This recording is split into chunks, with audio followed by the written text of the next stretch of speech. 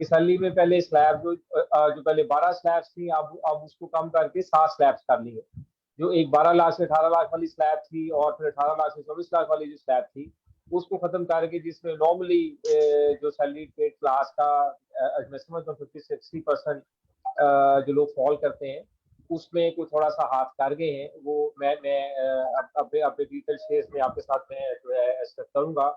अब कॉन्सेप्ट एक अच्छा दिया है विंडफॉल लेवी का और हायर इनकम पर्सन का। साथ में जैसे फिर अजीज साहब ने फरमाया है कि डीम्ड नेशनल इनकम के हवाले से तो कोशिश इस बजट में है कि हायर इनकम, जैसे प्रोग्रेसिव इनकम टैक्सेशन हुआ करती है दुनिया में, कि progressive rate of income taxation आए, higher you earn higher you pay. तो उसमें कुछ थोड़ा सा आउट ऑफ बॉक्स भी गए हैं, लेकिन सीम्स टू बी ये एक फार्मूला बजट है। गिवन हम इसको अगर ग्रेस मार्क्स दें गवर्नमेंट को एक डेट पहले गवर्नमेंट लेके, तो उस हवाले से अगर देखें तो इट्स गुड है। थैंक यू शाह साहब। हमारे साथ मौजूद है मुल्तान से वकास खालिद साहब जो कि प्रैक्टिसिंग अकाउंटेंट हैं। वकास साहब, योर व्यूज़, बिकॉज आप प्रैक्टिस में हैं तो माशाल्लाह। अस्सलाम वालेकुम। सबसे पहले तो मैं थोड़ी सा माजूर ख्वाह हूं कि मैं लेट हो गया। अच्छा सर, ऐसा है कि जो एक तस्वुर पहले पाया जा रहा था ना कि बड़ा टफ बजट आएगा और बड़े सख्त फैसले करने पड़ेंगे, हमें वैसे इस बात की थोड़ी सी तसल्ली हुई कि ऐसा है नहीं। कुछ इन्होंने रिलीफ मेजर्स भी ली हैं, खास तौर पे जिस तरह के एक तो ये रिटेलर्स का बड़ा पुराना मुतालबा चल रहा था कि हमें फिक्स टैक्स लगा दें। ये परवेज मुशर्रफ के दौर से ये एक तहरीक शुरू हुई थी, ये कह रहे कि जितना भी टैक्स लगाए लेकिन फिक्स हो। तो वो एक इन्होंने ये लिया कि जिनको फिक्स टैक्स लगा दिया जाएगा 3000 से लेकर 10,000 रुपए तक का, ये एक बड़े अच्छे इनिशियल अलाउंस, इनिशियल डेप्रिसिएशन या अलाउंस का जो है, ये एक बड़ा अच्छा स्टेप है। इंडस्ट्री को बड़ा फायदा होना है इससे। ये कुछ अच्छा बहबूद सर्टिफिकेट्स वगैरह, बचत स्कीम्स, ये भी शुरू की है। एडीआरसी के सिस्टम को बेहतर बनाने की कोशिश की है। तो मेरा ख्याल ये है कि इतना ज्यादा कोई टफ बजट है नहीं, तो ये भी हम इसका अल्लाह का शुक्र अदा करते हैं। Thank you sir. बाकी तफसीली बात फिर बाद में करेंगे। बिल्कुल ठीक है वकास साहब। So let's go to Quetta, and Quetta में हमारे साथ हैं मुनीब साहब। मुनीब साहब, योर व्यूज़। अस्सलाम वालेकुम सर। अच्छा, इसमें मेरे पास टॉपिक था सैलरी और विद होल्डिंग टैक्सेस, तो मैं इसी बारे में थोड़ा सा इसमें अपने व्यूज़ देने दूंगा, क्योंकि मैंने जो प्रिपरेशन है इसी में की है। सैलरी में तो बेसिकली उन्होंने स्लैब को ही चेंज किया है, और स्लैब में जो है 600,000 से 1200,000 की जो है ना वो उन्होंने एग्जेम्पशन दे दी है, तो लोअर सैलरी पर्सन को इसमें फ़ायदा होगा। बाकी उसमें कोई ऐसा सैलरी में मुझे कोई अभी तक खास जैसे एग्जेम्पशन हैं और जो बाकी इसमें मामलात हैं क्रेडिट के, टैक्स क्रेडिट के और अलाउंस के, वो उसमें अभी तक मैंने नहीं देखे। इसके अलावा जो विद होल्डिंग टैक्सेस हैं उसमें कुछ काफ़ी चीज़ों पे उन्होंने जो है ना वो इंक्रीज किए हैं रेट्स वगैरह, और उसके ऊपर जो है निसार जो गवर्नमेंट का पहले भी चल रहा था वो अभी भी उसी पे उन्होंने उसको जो रेवेन्यू बढ़ाने के लिए उसको जो है वो मैयर लिए हैं। तो ये दो चीज़ें मुझे नज़र आई हैं इसमें कि कुछ रेट इनहेंस हुए हैं और कुछ जगह पे उन्होंने सैलरी पर क्लास को खास तौर पे रिलीफ दी है। जी sir. Thank you so much Munib साहब। इस्लामाबाद में हमारे साथ मौजूद हैं मुस्तफ़ा कादी साहब, माशाल्लाह एक्स वाइस प्रेसिडेंट हैं इंस्टीट्यूट के। I would request his thoughts on the budget. Thank you Athar भाई। बेसिकली चूंकि बजट है तो मैं बड़ा क्विकली देखूंगा। फर्स्ट थिंग इसके लिए हमेशा से हमने ये देखा है कि बजट जो है चैलेंजिंग होता है। उसमें जीडीपी जो लास्ट ईयर हमने अचीव की है that is 6%, and we are targeting GDP growth rate of 5%। ये दिस इज समथिंग कि जो मेरा ख्याल है कि it should have been at least 6.5% और समथिंग एल्स। सेकेंड है कि इसमें एक डीम्ड रेंटल इनकम का कॉन्सेप्ट दिया गया है। अब डीम्ड रेंटल इनकम जो है, अगर आपका प्रेमिसेस जो है वो रेंट पे नहीं है तो आप उसको कैसे, if you are not earning तो how can you pay tax on that. मैं ख्याल है कि this is very harsh step. और ओवरऑल अगर हम देखें तो focus seems to be missing in the budget कि गवर्नमेंट किस चीज़ पे फोकस करना चाह रही है। वेदर वो एग्रीकल्चर पे करना चाह रहे हैं, इंडस्ट्री पे करना चाह रहे हैं, सर्विसेज सेक्टर पे फोकस करना चाह रहे हैं, या सारी चीज़ों पे इकट्ठा देखना चाह रहे हैं। देन रेजिडेंट पर्सन की डेफिनेशन चेंज की गई है। ये एक अच्छा स्टेप है कि समटाइम पाकिस्तानी डेफिनेशन में एक पर्सन जो है he is not a resident of Pakistan, और वो दुनिया में इतना घूमता है कि वो कहीं का रेजिडेंट नहीं रहता ड्यूरिंग द टैक्स ईयर। तो इन सच अ केस वो पाकिस्तानी रेजिडेंट कंसिडर किया जाएगा अगर वो कहीं और का रेजिडेंट नहीं है। तो ये एक है। उसके अलावा एक सुपर टैक्स या विंडफॉल टैक्स का जो कॉन्सेप्ट पहले से मौजूद था उसको फर्दर किया गया है। मेरा ख्याल है कि हमें ये इस तरह की दाएं बाएं से टैक्स कलेक्शन करने की बजाय हमें फोकस करना चाहिए कि इवन आप टैक्स रेट्स बढ़ा दें उनके बजाय इसके कि आप उसको नाम चेंज करके आप उसको करें। और लास्ट थिंग जो मैं समझता हूँ कि जी हमें जो ज़रूरत है वो ये है कि टैक्स बेस बढ़ाने की ज़रूरत है। अल्दो के जो रिटेलर्स के ऊपर टैक्सेशन की बात की गई, उससे उम्मीद है कि अगर ये वाकई को कंक्रीट कर दिया जाता है तो कुछ टैक्स बेस बढ़ेगी। बट ये कि स्पेशली कोई ऐसा फोकस हमें नजर नहीं आता कि टैक्स बेस कैसे बढ़ाई जाए। ये मेरे initial remarks. Thank you so much Qazi साहब। Time to go to Lahore. Lahore में हमारे साथ रज़ाक साहब मौजूद हैं जो भी प्रैक्टिस में हैं। रज़ाक साहब का माशाल्लाह जो सेल्स टैक्स में बहुत वाइड है। सर आपके जो व्यूज़ हैं बजट पे ओवरऑल प्लीज शेयर कीजिए। जी थैंक यू अतर साहब। मैं बाकी रज़ाक साहब आपकी साथियों ने आवाज़ डायरेक्ट टैक्स पे अपने जी अब आ रही है आवाज़? जी हेलो बिल्कुल अब आ गई। जी आ गई आवाज़। चलो थैंक यू सर। चलो थैंक यू सर। अच्छा बाकी साथियों ने डायरेक्ट टैक्सेस पे बात की है, मैं थोड़ा सा इनडायरेक्ट टैक्सेस को लेता हूँ और मैं थोड़ा सा उसका ओवरव्यू दे देता हूँ। तो अगर मैं इनडायरेक्ट टैक्सेस पे देखूँ तो जो सेक्टर वाइज है उस पर थोड़ा सा जो बेनिफिट दिया गया है वो एग्रीकल्चर सेक्टर को दिया गया है और मैन्युफैक्चरिंग और इंडस्ट्री को दिया गया है। रिटेलर को थोड़ा सा डॉक्यूमेंटेड और थोड़ा सा प्रोसीजरल में लाने के लिए कुछ मेजरमेंट किए गए हैं। और जो रियल स्टेट का सेक्टर है उस पे कोई इंक्रीज है ना डिक्रीज है, वो उसकी तरह ही है। और जो ज्वेलर्स हैं बेसिकली ये एक ग्रे एरिया था कि ज्वेलर्स किसी तरीके से भी नेटवर्क में नहीं आ रहे थे। तो इस बजट में जो टीयर 1 की डेफिनेशन में है उसमें ज्वेलर को ऐड कर दिया गया है।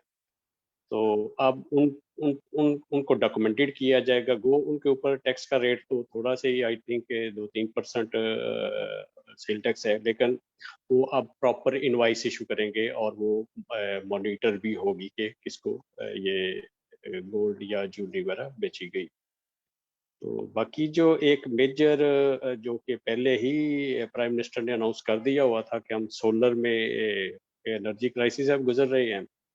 तो पहले ऑलरेडी जो पाकिस्तान में एग्जम्पशन थी वो सोलर पैनल पे भी थी, सोलर इन्वर्टर पे भी थी और लेड लाइट पे भी थी, और इवन के जो सोलर के सिस्टम के साथ बैटरीज थी लिथियम उस पे भी सेल टैक्स जो था वो एग्जाम्प्ट था। तो अब इस बजट में सिर्फ सोलर पैनल पे एग्जाम्प्ट कर दिया गया है, जबकि इन्वर्टर पे और लिथियम बैटरी पे और लेड लाइट पे वो उसी तरह ही रहेगा। बाकी जो मोबाइल के ऊपर थोड़ी सी चेंज आई है कि मोबाइल के जो मोबाइल की इंपोर्ट थी उसके ऊपर फिक्स टैक्स था, अब उसको चेंज कर दिया गया है। वो चाहे वो उसमें सीकेडी फॉर्म में हो या उसमें सीबीयू फॉर्म में हो, उसमें फिक्स टैक्स से उसको चेंज करके अब वैल्यू एडिड बेस्ड टैक्स होगा। 10% जो भी उसकी वैल्यू होगी उसका 10% वो इम्पोर्ट स्टेज पे ले लिया जाएगा। इसी तरह फर्टिलाइजर में थोड़ी सी चेंज है। फर्टिलाइजर में जो टैक्स है वो 2% से 10% कर दिया गया है, लेकिन कुछ agriculture machinery, raw material, tractor, उनके ऊपर फिर दोबारा से सेल टैक्स हटा दिया गया है। तो आई थिंक कि इसमें जिस तरह हम देख रहे थे कि बड़ा ये हार्ड बजट होगा, इनडायरेक्ट टैक्सेस के वाले से भी उस तरह है नहीं। सिर्फ टैक्स कोई भी नहीं बढ़ा, मुझे तो ज़्यादा एग्जम्पशन भी नज़र आ रही है। लेकिन अगर ये उसकी जो प्रोसीजर है या बीच में जो लैप्स हैं सेल टैक्स में, उसको अगर वो उसको सही करते हैं, दुरुस्त करते हैं, तो इसमें रेवेन्यू इनका बढ़ जाएगा। सिर्फ एडजस्टमेंट से या जो मेजर्स करने से, उसकी एडमिनिस्ट्रेशन के मेजर्स हैं उससे ही टैक्स बढ़ जाएगा। तो बाकी इन डिटेल चीज़ें जब आती हैं तो हम उसको इन डिटेल एनालिसिस भी करेंगे और वो इंशाल्लाह आगे ICMA के तमाम मेंबर्स को अवेलेबल भी होगी। थैंक यू अतर साहब। जी थैंक यू रज़ाक साहब।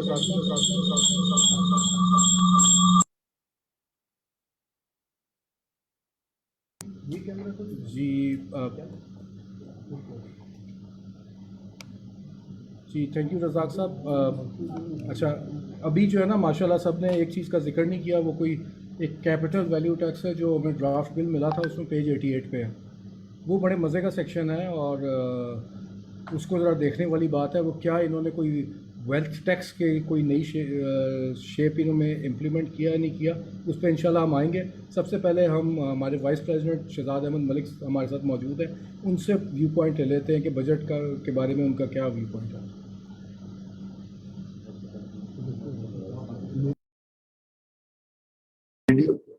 आवाज आ रही? चलिए बिस्मिल्लाहिर्रहमानिर्रहीम। थैंक यू अतर साहब। तो फर्स्ट ऑफ ऑल जी बाकी सारे हमारे मेंबर्स ने इस पे डिस्कस कर लिया।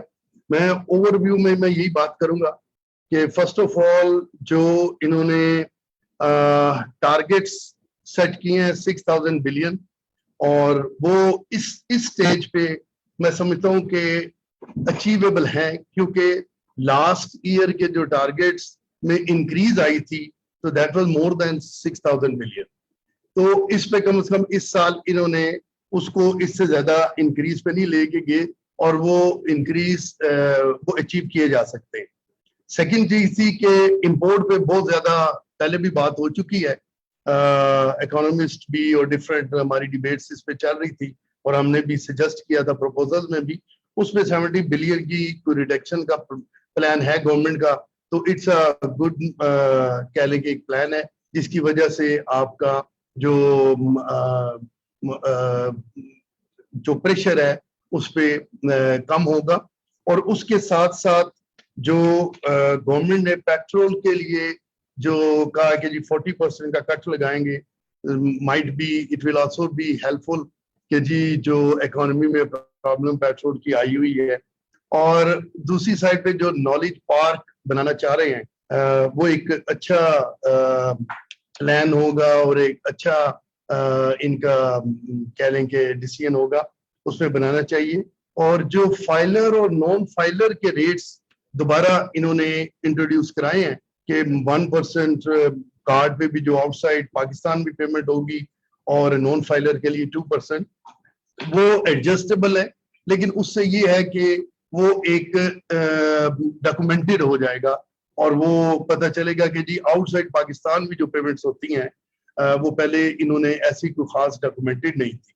इसके साथ फाइलर नॉन फाइलर का जो प्रॉपर्टीज पे भी जो इंक्रीज कर रहे हैं, तो ये हमेशा से यही हमारा मुतालबा रहा है कि नॉन फाइलर पे रेट बढ़ाया जाए ताकि फाइलर बढ़े। क्योंकि अभी कुछ हमारे दोस्तों ने यही बात की कि जी टैक्स बेस के लिए कोई इतना ज्यादा इस बजट में नजर नहीं आ रहा। तो ये जो फाइलर और नॉन फाइलर का डिफरेंशिएशन किया है, आई होप सो कि इससे टैक्स बेस बढ़ेगा। Thank you.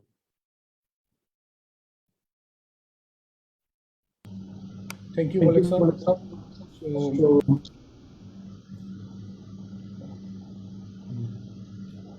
अब जो है अब हम चलते हैं थोड़ा सा डिटेल डिस्कशन के ऊपर और वी विल स्टार्ट विद अजीम सिद्दीकी साहब कराची में। और अजीम साहब इस वक्त काफ़ी मसरूफ़ हैं गप्पे मारने में, तो अजीम साहब की मसरूफियत जो है हम चेंज करते हैं। अजीम साहब नेक्स्ट क्वेश्चन आपसे सर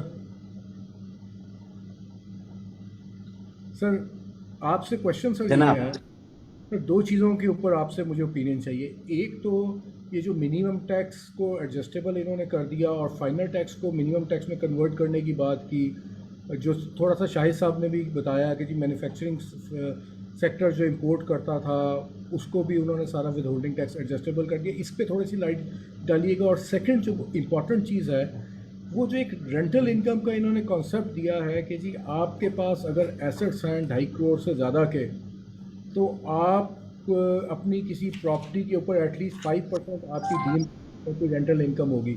इसके ऊपर जो अभी तक आपको समझ आई है बताइएगा, क्योंकि ये थोड़ी सी कुछ खौफनाक किस्म की लग रही है कि अगर आपके पास एक घर है, आप उसमें रहते हैं और उसके अलावा आपके पास एक प्लॉट है, तो और वो दोनों मिलकर 2.5 करोड़ से ऊपर चले जाते हैं, तो जो प्लॉट आपके इस्तेमाल में भी नहीं है, आपने उसके ऊपर भी कोई रेंटल इनकम बन जाएगी और आपने उसको पे करना है। तो ये अगर आप कोई थोड़ा सा इस पर रोशनी डाल सकें इन दो चीज़ों के ऊपर। Thank you. अच्छा जी, शुक्रिया अत्तर साहब। ये जो एक सेक्शन इन्होंने जो बीच में इंसर्ट किया है, टैक्स ऑन डीम्ड इनकम, एक तो ये कि डीम करेंगे इसको, ये जरूरी नहीं है कि इनकम डीम जब करते हैं तो इसका मतलब ये नहीं है, ये है कि जरूरी नहीं है कि वो इनकम भी हो आपकी। अच्छा, अभी इसमें जो मेरे सामने इसमें जो अमेंडमेंट्स आई हैं, यानी जो इंसर्शन है, इसके बारे में बात करूं तो सबसे पहले इसमें ये एप्लीकेबिलिटी है रेजिडेंट पर्सन के ऊपर, ठीक है, नॉन रेजिडेंट्स का इससे कोई ताल्लुक नहीं। दूसरी चीज ये है कि ये उन केसेस में अप्लाई होगा जहां पे इमूवेबल प्रॉपर्टी की फेयर मार्केट वैल्यू 25 मिलियन से ज्यादा होगी, यानी 2.5 करोड़ से ज्यादा होगी, तो उसके ऊपर अप्लाई होगा। अब उसमें जब एप्लीकेबिलिटी आएगी तो वो है क्या एप्लीकेबिलिटी, कि चाहे वो आपने रेंट पे दिया हो या ना दिया हो, इररिस्पेक्टिव ऑफ दैट, वो 25 मिलियन से ऊपर की जो आपकी प्रेमिसेस है उस पे रेंट एज्यूम कर लेंगे, जो भी फेयर मार्केट वैल्यू होगी उसके ऊपर 5% का रेट लगा के वो उसे आपका रेंट ट्रीट कर लेंगे। मिसाल के तौर पर अगर 30 मिलियन की है तो उस पे 5 मिलियन का रेट, 5% का रेट लगाएंगे तो आपका 15 लाख रेंट एज्यूम हो जाएगा उधर, पहली बात।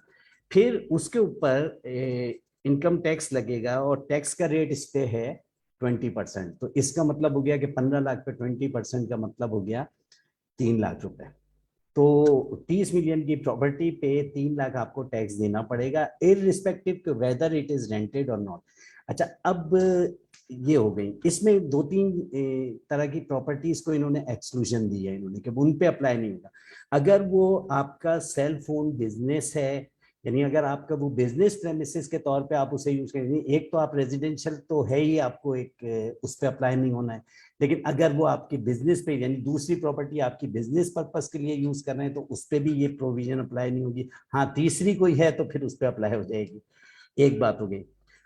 इसी तरह सेल फोन एग्रीकल्चरल लैंड है जिसके ऊपर एग्रीकल्चरल एक्टिविटी हो रही हो, तो वो भी, उसके ऊपर भी ये वाली प्रोविजन अप्लाई नहीं होगी। लेकिन अगर उसे आप फार्म हाउस के तौर पे यूज कर रहे हैं या उससे रिलेटेड लैंड है तो उसके ऊपर अप्लाई होगी।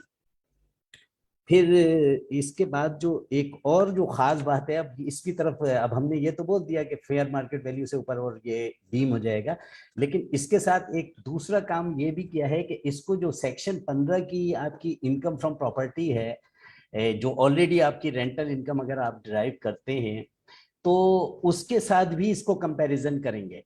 यानी फर्ज कर लीजिए कि अगर आपने वो वाकई रेंट पे दी हुई है, और उस पर आपका इनकम फ्रॉम प्रॉपर्टी हो रही है, तो ये जो मैंने आपको बताया है कि पहले उसकी रेंट डीम करेंगे 5% और फिर उस पर 20% टैक्स लगाएंगे, इसको हम कंपेयर करेंगे कि अगर सेक्शन 15 में जो इनकम फ्रॉम प्रॉपर्टी का सेक्शन है, अगर ये वहां पे रेंट हुई होती है और इस पे एक्चुअली रेंट हुई भी है और उसके ऊपर जो रेंट आ रहा है उसका जो टैक्स सेक्शन 15 के हिसाब से कैलकुलेट होता है, और इससे कंपेयर करेंगे, whichever is higher that would be your tax liability incidence on that property.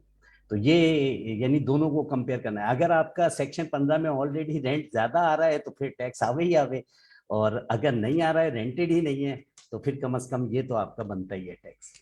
तो हायर ऑफ द टू का यहाँ पे प्रोविजन अप्लाई होगी। सो ये बिल्ट आउट प्रॉपर्टी पे है या सब इमूवेबल प्रॉपर्टीज पे है? जी, ये यहाँ पे इसमें इन्होंने जो लफ्ज यूज किया है, fair market value of N immovable property situated in Pakistan. अब ये इमूवेबल प्रॉपर्टी है, इसने कहीं लैंड को एक्सक्लूड नहीं किया, तो if even if it is plot then the provision shall be applicable. So हमें डरना चाहिए, आप ये कह रहे हैं? जी बिल्कुल। थोड़ा सा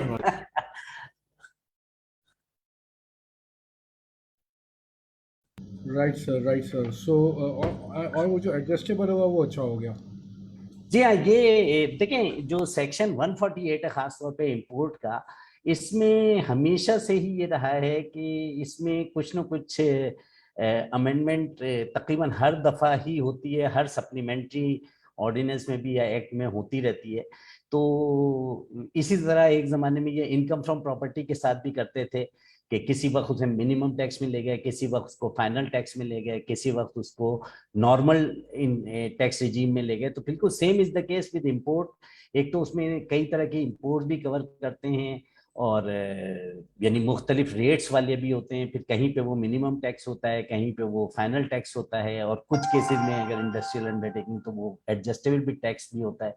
तो इवन अगर हम सिर्फ 148 की जो प्रोबेबिलिटीज या सिनेरियोज बनाए तो वो लातादार सिनेरियोज बनते हैं। तो ये एक अच्छा स्टेप है कि इसको एडजस्टेबल कर दिया है कि वंस फॉर ऑल ये बात खत्म हो जाए और इतना ज्यादा दिमाग हमें डेली बेसिस पे इस पे अटकाना ना पड़े।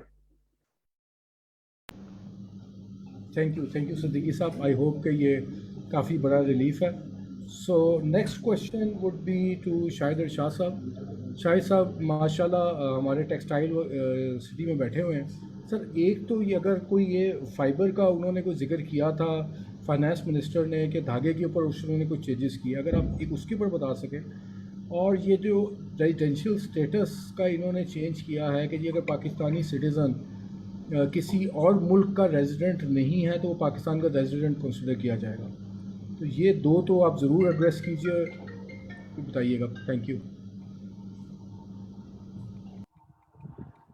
जी साहब, ये मैं अगर आप मुझे लॉ करें तो मैं जो सेक्शन 15 का हमारा डीम्ड रेंटल इनकम का जिस तरह से अब अजीम साहब ने बड़े सीधे से एक्सप्लेन किया है, मेरा इसमें एक छोटा लाइटर सा कमेंट सर ये है कि 18th अमेंडमेंट के बाद ना सर अब जो प्रॉपर्टी टैक्स है सर वो फेडरल सब्जेक्ट नहीं रहा, वो अब सूबों का सब्जेक्ट हो गया, प्रोविंशियल सब्जेक्ट है। तो अब ये मेरे ख्याल में जो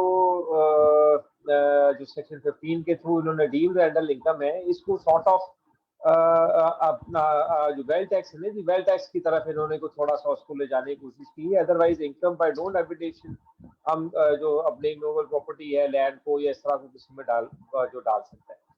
तो ये कोशिश इनकी है कि वेल्थ टैक्स के सॉर्ट पे कुछ ना कुछ तो जो ऐसा पार्क है अब रियल एस्टेट सेक्टर में उससे कुछ ना कुछ तो इनको इनकम आए। तो दूसरा सर जैसे आपने फरमाया सेल टैक्स जो हमारा टेक्सटाइल के हवाले से है, टेक्सटाइल में सर इन्होंने यार्न के लिए खास तौर पे जो रेगुलेटरी ड्यूटी है, रेगुलेटरी ड्यूटी को इन्होंने अबॉलिश किया। रेगुलेटरी ड्यूटी चूंकि इसमें फाइनेंस मिनिस्टर साहब ने ये फरमाया कि हमारी कोशिश यही थी कि हम रेगुलेटरी ड्यूटी काफी चीजों पे खत्म कर दें। अब सिर्फ उन चीजों की हद तक रह गई है जिनको लोकल इंडस्ट्री को प्रोटेक्शन देना मकसूद रह गया। लेकिन यार्न पे खास तौर पे चूंकि यार्न की प्राइसेस आपको पता है इस वक्त खासी से भी ज्यादा इन्फ्लेटेड जगह पे खड़ी हुई हैं और इंपोर्ट भी काफी ज्यादा करनी पड़ रही है क्योंकि हमारी कपास की जो यील्ड है और जो हमारा जो अंडर कल्टीवेशन एरिया है that is falling year by year and this is been for last whole the decade कि हम जो है कपास की कॉटन की प्रोडक्शन में नीचे जा रहे हैं। तो यार्न को उन्होंने थोड़ा सा स्टेबलाइज करने के लिए regulatory duty being extraordinary case उन्होंने कुछ थोड़ा सा करने की कोशिश किया। दूसरा जो अब इसमें टेक्सटाइल के लिए और इंडस्ट्री के लिए खास तौर पे किसी भी अब कस्टम ड्यूटी में इन्होंने बहुत सारी बातों का कहा है कि जी जो भी रॉ मटेरियल होगा कस्टम ड्यूटी को खासी हद तक उस पे जो भी रॉ मटेरियल होगा खत्म कर दिया गया। तो वो अब स्केड्यूल जब आता है, जब एसआरओ उनके आते हैं देखने की किस सेक्टर को इन्होंने एड्रेस किया है, क्योंकि जो फाइनेंस मिनिस्टर साहब ने स्पीच में फरमाया है कि रॉ मटेरियल की हद तक कस्टम ड्यूटी को हम उसकी इंपोर्ट पे जो है खत्म करने जा रहे हैं सर। और एक चीज अगर आप मुझे लॉ करें साहब, इधर हमारे मैं चूंकि एक जो है ट्रस्ट को भी मैं सर हेड करता हूँ, हमारा एक हॉस्पिटल है 500 बेड हॉस्पिटल, उसमें एक बड़ी हार्श जो लास्ट ईयर आ गई हुई थी सेक्शन 52A में, वो था कि जो चूंकि नॉर्मली जितने भी 50 बेडेड एंड मोर हॉस्पिटल्स हैं उनको लोकल सप्लाई से इस पे उन पे सेल टैक्स नहीं था और इसी तरह से इलेक्ट्रिसिटी पे और सुई गैस की भी जो उनकी सप्लाई थी वो भी थ्रू एसआरओ 2009 से ऑनवर्ड वो उन्होंने जीरो कर दिया हुआ था। लेकिन ये एक साल पीछे जाए अगर हम, तो सेल टैक्स की जो एग्जम्पशन थी खत्म कर दी गई थी, और इस तरह से सारे हॉस्पिटल्स का, अब हॉस्पिटल्स के लिए ये बड़ा, हम पूरा पिछला एक साल जो है वो FPR से जाके बड़ी हमने जो प्रेजेंटेशन दी, सारे मामला हुए कि हेल्थ सेक्टर के लिए ये चीज़ बहुत ज़्यादा जो है नुकसानदेह चीज़ थी, और ख़ास तौर पे NPO और जितने भी ट्रस्ट वगैरह थे, और टीचिंग हॉस्पिटल्स के लिए भी, क्योंकि ये सारा एरिया जो था एग्जाम फ्रॉम जो था वो सेल टैक्स की अब रजिस्ट्रेशन के लिए था, सेल टैक्स रजिस्टर्ड होते नहीं थे।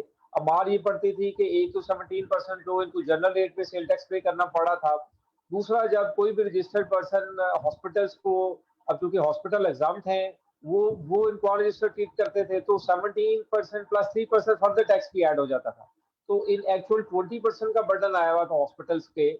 और जितने भी लैब की चीजें हैं, एक्सरे की चीजें हैं, या मेडिसिन वगैरह जो भी सारी आ रही थी, तो वो बड़ी एक ह्यूज कॉस्ट थी सारे हॉस्पिटल्स के लिए। तो वो सेक्शन जो इन्होंने 52A है 6 स्केड्यूल का, अब 6 schedule to the sales tax act, वो अब इन्होंने दोबारा से रिस्टोर कर दिया है, मीनिंग भाई कि अब सेल्स टैक्स सुई गैस पे और अब इलेक्ट्रिसिटी पे और जो उनकी लोकल सप्लाई जितनी भी होंगी उन पे कोई भी सेल टैक्स चार्ज नहीं होगा, which is a great sigh of relief for the hospitals and for the health sector.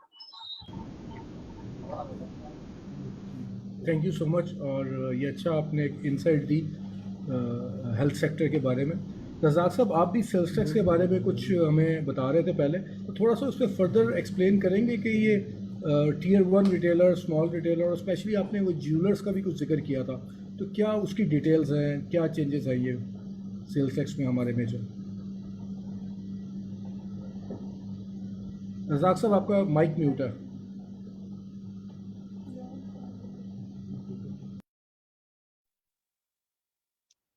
Hello जी, अब आवाज़ आ रही है तर साहब? जी बिल्कुल आ रही है। चलो थैंक यू। साहब जो टियर 1 की डेफिनेशन थी ना, उसमें ज्वेलर्स को ऐड कर दिया गया है, चाहे वो छोटा ज्वेलर है चाहे बड़ा ज्वेलर है। और अब जो भी ज्वेलर सेल करेगा तो वो बकायदा सेल टैक्स इनवाइस देगा, क्योंकि उसके ऊपर सेल टैक्स का रेट 3% है, और जो इंपोर्ट है ज्वेलरी की उसके ऊपर 4% है। अच्छा, एक और चीज़ कि जो टियर 1 रिटेलर हैं, इन पे लाजम है कि ये इनका जो सेल का सिस्टम है वो पॉइंट ऑफ सेल के साथ इंटीग्रेटेड हो, FBR के सिस्टम के साथ इंटीग्रेटेड हो, यानी कि जो भी ये इनवाइस इशू करे वो फौरन जो है वो FBR के सिस्टम में भी जा रही होती है, जिसके ऊपर ये बाद में कुरानंदाजी या इस तरह की इनामात भी FBR अनाउंस कर रहा है। अब इसमें पहले ये था कि इस पे पेनल्टीज जो पॉइंट ऑफ सेल के साथ इंटीग्रेट नहीं हो रहा, डिपार्टमेंट के पास पावर थी कि उसको पेनलाइज करें। अब एक इसमें जो हार्श कंडीशन जो मैं देख रहा हूँ अब उसमें ये है कि अब ये होगा कि जो पॉइंट ऑफ सेल के साथ इंटीग्रेट नहीं हो रहा, अब डिपार्टमेंट के पास या FBR के पास पावर आ गई है कि वो यूटिलिटीज कंपनीज को एक लेटर लिख देंगे कि इसकी गैस और बिजली को डिस्कनेक्ट कर दिया जाए। तो सील करने की बजाय ये भी उनके लिए वो सील ही हो गया, जब उस यूनिट की या उस रिटेलर की गैस और बिजली का कनेक्शन डिस्कनेक्ट हो जाएगा तो वो उस काबिल नहीं रहेगा वो बिजनेस कर सके। तो ये थोड़ा सा इसमें टैक्स तो नहीं है, लेकिन कह लें कि उनको टैक्स नेटवर्क लाने के लिए ये थोड़ा सा एक हार्ड स्टेप लिया गया है। और जो इससे जो छोटे रिटेलर हैं उसमें भी पहले 2 स्लैब थी कि जो उनका इलेक्ट्रिसिटी का बिल था वो, अगर तो पहले ये लिमिट थी कि अगर उनका इलेक्ट्रिसिटी का बिल 20,000 तक है तो सेल टैक्स 5% उनके ऊपर टैक्स लगा दिया जाता था, और अगर 30% 20% से ऊपर था तो वो मतलब कि उसमें 7.5 की स्लैब थी, 10% की स्लैब थी। अब जो मैं देख रहा हूँ अब ये उसमें एक चेंज आई है कि जिनका जो स्मॉल रिटेलर है उनका बिजली का बिल 30,000 तक है तो वो 3,000 पर मंथ जो है ना वो टैक्स पे करेंगे। अब इसमें जब आप 30,000 की जो लिमिट है इसमें तो बहुत छोटे छोटे रिटेलर भी आ जाएंगे जो बिल्कुल ही छोटे छोटे। अब उनको किस तरह से उसको, अब मेरे ख्याल में इसमें ये थोड़ी सी ज्यादती कर गए हैं कि कम से कम एक लिमिट दे देनी चाहिए थी कि जिसका कोई एक रिटेलर है उसका बिजली का बिल ही से 2000 रुपये है या 5000 रुपये है तो उसको एक्सक्लूड कर देना चाहिए था। तो उस हवाले से मैं देख रहा हूँ शायद ये इम्प्लीमेंट उस सेंस में ना हो सके जिस सेंस में लाई। हाँ, जिसका 5000 से पर मंथ बिल ज्यादा है उसके ऊपर चले, ठीक था इस तरह। तो अब ये जो स्लैब लेके आए हैं, इन्होंने कहा 30,000 तक हम पर मंथ उससे 3000 लेंगे, और 30,000 से अगर 50,000 है स्मॉल रिटेलर का बिल तो हम 5,000 पर मंथ लेंगे, और अगर 50,000 से अबव है तो फिर हम जो भी वैल्यू उसका 10% उससे टैक्स लेंगे। तो ये तो चलो ठीक है, ऊपर की स्लैब ठीक है, लेकिन निचले वाली जो स्लैब है वो आई थिंक वो गलत आ गए हैं, उसके इम्प्लीमेंटेशन में थोड़ा सा इशू आएगा। और बाकी मेरे ख्याल में जो हम कह रहे थे कि शायद सेल टैक्स का रेट बढ़ाएं या 18% कर दें, उस तरह से मैं देख रहा हूँ कि कोई चेंजेस नहीं है। तो ये इससे रेवेन्यू खैर अच्छा खासा इसमें ना इकट्ठा हो जाएगा, वो टैक्स एक तरह के वो टैक्स नेटवर्क में भी आएंगे। सेकंड, एक इन्होंने और चेंज किया कि पहले वर्ड था अनरजिस्टर्ड पर्सन का, सिर्फ कि अगर आप अनरजिस्टर्ड पर्सन को सेल करते हैं, अनरजिस्टर्ड पर्सन मीन के जो सेल टैक्स में रजिस्टर्ड नहीं है। अब उसके साथ एक वर्ड ऐड कर दिया गया नॉन एक्टिव टैक्स पेयर, और ये नॉन एक्टिव टैक्स पेयर वो है जो सेल टैक्स की रिटर्न नहीं फाइल कर रहे। तो एफडीआर क्या करता है कि कुछ मंथ की आप सेल टैक्स की रिटर्न ना फाइल करें तो आपको नॉन एक्टिव कर देता है। तो अब अगर आपने अनरजिस्टर्ड को चीज बेची या नॉन एक्टिव टैक्स पेयर को चीज बेची तो आपके ऊपर फर्दर टैक्स भी आप उसमें अप्लाई करेंगे। तो इस तरह थोड़ा सा एक डॉक्यूमेंटेशन बढ़ेगी। ये जो सिर्फ लोग रजिस्टर्ड होके रिटर्न सेल टैक्स की नहीं फाइल कर रहे थे और बाइंग किए जा रहे थे, उनको भी थोड़ा सा हौसला शिकनी उनकी हो जाएगी। तो बाकी यही थी इसमें टीयर 1 में और स्मॉल रिटेलर में जो मेजर चेंजेस अभी तक जो नजर आई है। Thank you. Thank you Razaq साहब। Now I will go to Qadi साहब, और कादी साहब से बड़ा इंपॉर्टेंट क्वेश्चन हमने करना है। वो क्वेश्चन है जो कैपिटल वैल्यू टैक्स इन्होंने लगाया है, और वो रेंट की तरह एक और ये डेंजरस चेंज है जो मुझे लग रही है।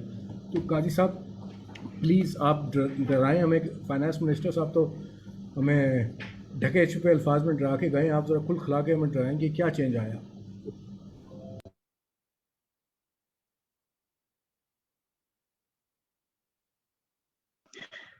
जी बिल्कुल, ये व्हीकल्स के ऊपर और जो आपके फॉरेन एसेट्स हैं रेजिडेंट पाकिस्तानी के, उनके ऊपर जो है सीबीटी लगाया गया है, कैपिटल वैल्यू टैक्स।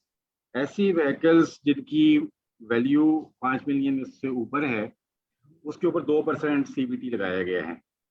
और रेजिडेंट इंडिविजुअल जो हैं, जो पाकिस्तान में रहते हैं या पाकिस्तान के रेजिडेंट हैं, उनकी अगर कोई ओवरसीज इमूवेबल प्रॉपर्टीज हैं तो उसके ऊपर, और उनकी वैल्यू 100 मिलियन या उससे ज़्यादा है तो उसके ऊपर 1% सीबीटी लगाया गया है। और फिर उसका मैकेनिज्म भी दिया गया है कि जी ये वैल्यू कैसे कैलकुलेट होगी। मतलब गाड़ियों की अगर इंपोर्टेड गाड़ी है तो उसकी इंपोर्ट वैल्यू प्लस जो कस्टम ड्यूटीज वगैरह हैं वो ऐड करके जो वैल्यू बनती है वो वैल्यू होगी। अगर लोकली मैन्युफैक्चर्ड है तो जो कंपनी की तरफ से अनाउंस प्राइस है वो होगी, और अगर ऑक्शन है तो उसकी जो भी ऑक्शन वैल्यू है उसके ऊपर इसको वैल्यू किया जाएगा। और अगर इनमें से कोई भी नहीं है तो देन ये फिर जो भी कंसिडरेशन पे करेंगे वो होगी। तो ये बेसिकली अब आप देखें कि अगेन जो आपके एसेट्स हैं उनके ऊपर ये टैक्सेशन ऐड की जा रही है। और अगर आप इसकी प्रोविजन को यहाँ जाके पढ़ते हैं तो उससे मैं एग्जैक्टली आपको ना वो पढ़ के सुना देता हूँ। तो आप ये देखें कि a tax shall be levied, charged and collected to be called the capital value tax 2022 on the value of assets as at the rates specified in the first schedule। तो ये वैल्यू के ऊपर टैक्स लगाया जा रहा है, यानी ये नहीं है कि आप उसको एक्वायर करते हैं तो उसके ऊपर टैक्स है। इसका मतलब क्या ये है कि जी उस पर हर साल ये टैक्स लगा करेगा? तो अगेन जो एक टिल्ट नजर आ रहा है, जो एक हमारे दूसरे साथी कह भी रहे थे कि ये कोई शायद इससे पहले जो आपका होता था वेल्थ टैक्स का कॉन्सेप्ट, शायद उसको दोबारा इंट्रोड्यूस करने की तरफ जा रहे हैं। और वेल्थ टैक्स आपको पता है कि डिसकंटिन्यू किया गया था, और उसकी जो मेजर रीजन ये थी कि जो कलेक्शन ऑफ टैक्स थी वो बेनिफिशियल नहीं थी। उसकी रीज़न ये है कि उस पर एफर्ट ज़्यादा थी और कलेक्शन कम थी। तो ये जो बड़ी एक फोकस नज़र आ रहा है कि अगेन जो गवर्नमेंट है वो जा रही है टुवर्ड्स वेल्थ टैक्स, और नेम उसको वेल्थ टैक्स नहीं दे रही, उसको कैपिटल वैल्यू टैक्स दे रही है, या उसको वैसे तो डिफरेंट नेम से वो कह रहे हैं। ये प्रोविजन है इसमें। ये अतर साहब ने कहा था कि न्यू है, ये ऑलरेडी ये क्वेश्चन है जी, ऑलरेडी इन पोजीशन है, ये न्यू टू भी अनम्यूट करना बेसिकली तो उसमें उन्होंने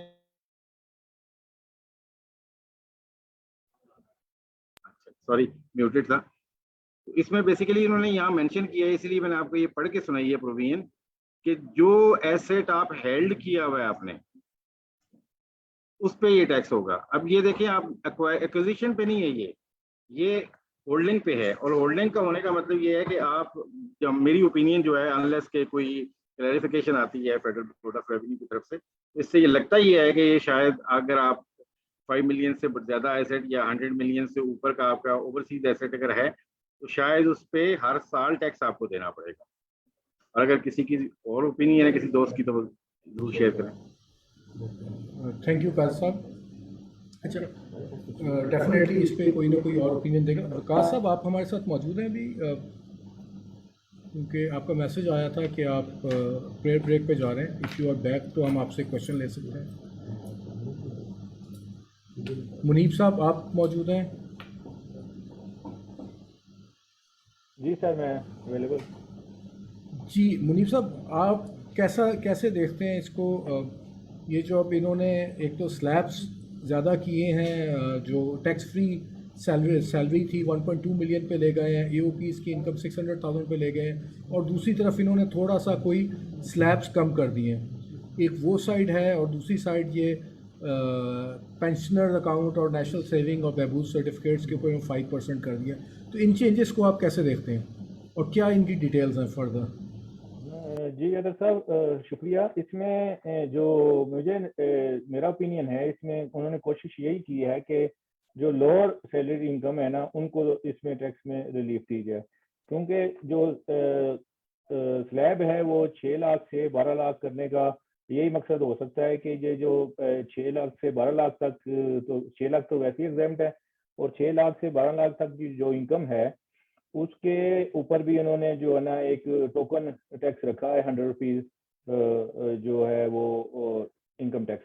तो इसका बाकी फिर आगे जाके उन्होंने स्लैब में कुछ जो है ना वो कम की हैं। जैसे पहले जो है मैक्सिमम थी 35%, वो 75,000 से ज्यादा पे 35% टैक्स था, उससे एक्सेस जो हो रही थी। अभी इन्होंने जो सीलिंग रखी है वो रखी है 1,20,00,000, उसके ऊपर वो 32.5% जो है वो टैक्स की जो है वो टैक्स कलेक्ट होगा, इनसे चार्ज होगा। तो इसका मतलब है कि थोड़ी सैलरी में उन्होंने कुछ चेंजेस वगैरह इस तरह की। अब ये तो कैलकुलेशन करके पता चलेगा कि दरमियान के जो मिडल सेंटर में है सैलरी पर्सन, उनके ऊपर जो है एप्लीकेशन जो है टैक्स की कैसे होगी। तो ये जो है इसका कैलकुलेशन होगी स्लैब टू स्लैब जो है उसके हिसाब से उसको देखना पड़ेगा। दूसरा ये है एग्जाम्पशन में ऐसा कोई उसमें कोई पहले जो थी बेसिक एग्जाम्पशन जैसे थी मेडिकल का 10% या रीइंबर्समेंट ऑफ टोटल मेडिकल, वो तो अवेलेबल है। इसी तरह टीचर, फुल टाइम टीचर को 25% टैक्स की, वो भी मैंने नज़र से नहीं गुजरी कि उसमें कोई उन्होंने चेंजेस किए हैं। इसी तरह डिडक्टेबल अलाउंसेज ज़कात थी, एजुकेशनल फी थी, और प्रॉफिट हाउस लोन था, ये भी उसी तरह ही जो है वो होगा। हाउस लोन पे उन्होंने थोड़ा सा इसको चेंज किया है, तो वो भी बाद में लीगल में जब साइड में देखेंगे तो उसको कवर करेंगे। इस तरह टैक्स क्रेडिट है। तो सैलरी में ऐसा स्लैब के अलावा कोई मेजर चेंज नजर नहीं आई कि सैलरी की क्लास को कोई इसमें जो है वो एग्जाम्पशन कोई मोर अलाउ की है फॉर इनके इसके बेनिफिट्स के जो सैलरी बेनिफिट्स में वो एज इट इज अवेलेबल हैं, तो उसी तरह ही उन पे टैक्स है। बाकी सिर्फ ये स्लैब्स को उन्होंने जो है ना वो किया है, रीशेड्यूल किया है, उसको दोबारा इसको किया है। तो ये इसमें थोड़ा सा ये सैलरी के हवाले से है।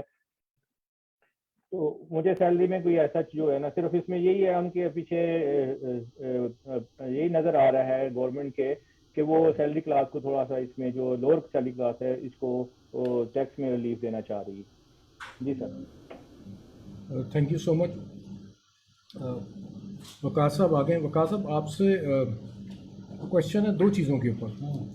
जी एक तो ये जो डिस्प्यूट रेजोल्यूशन का इन्होंने कुछ सिस्टम बनाने की कोशिश की है। उन्होंने तो फाइनेंस मिनिस्टर ने तो अपनी स्पीच में ये कहा कि लोग अपने केसेस वापस लें तो हम इसके ऊपर कर देंगे। अब केसेस वापस लेके डिस्प्यूट रेजोल्यूशन में जाना लोग मेरे ख्याल प्रेफर नहीं करते। अगर इसमें कोई डिफरेंट अंडरस्टैंडिंग है तो एक तो वो बता दीजिए।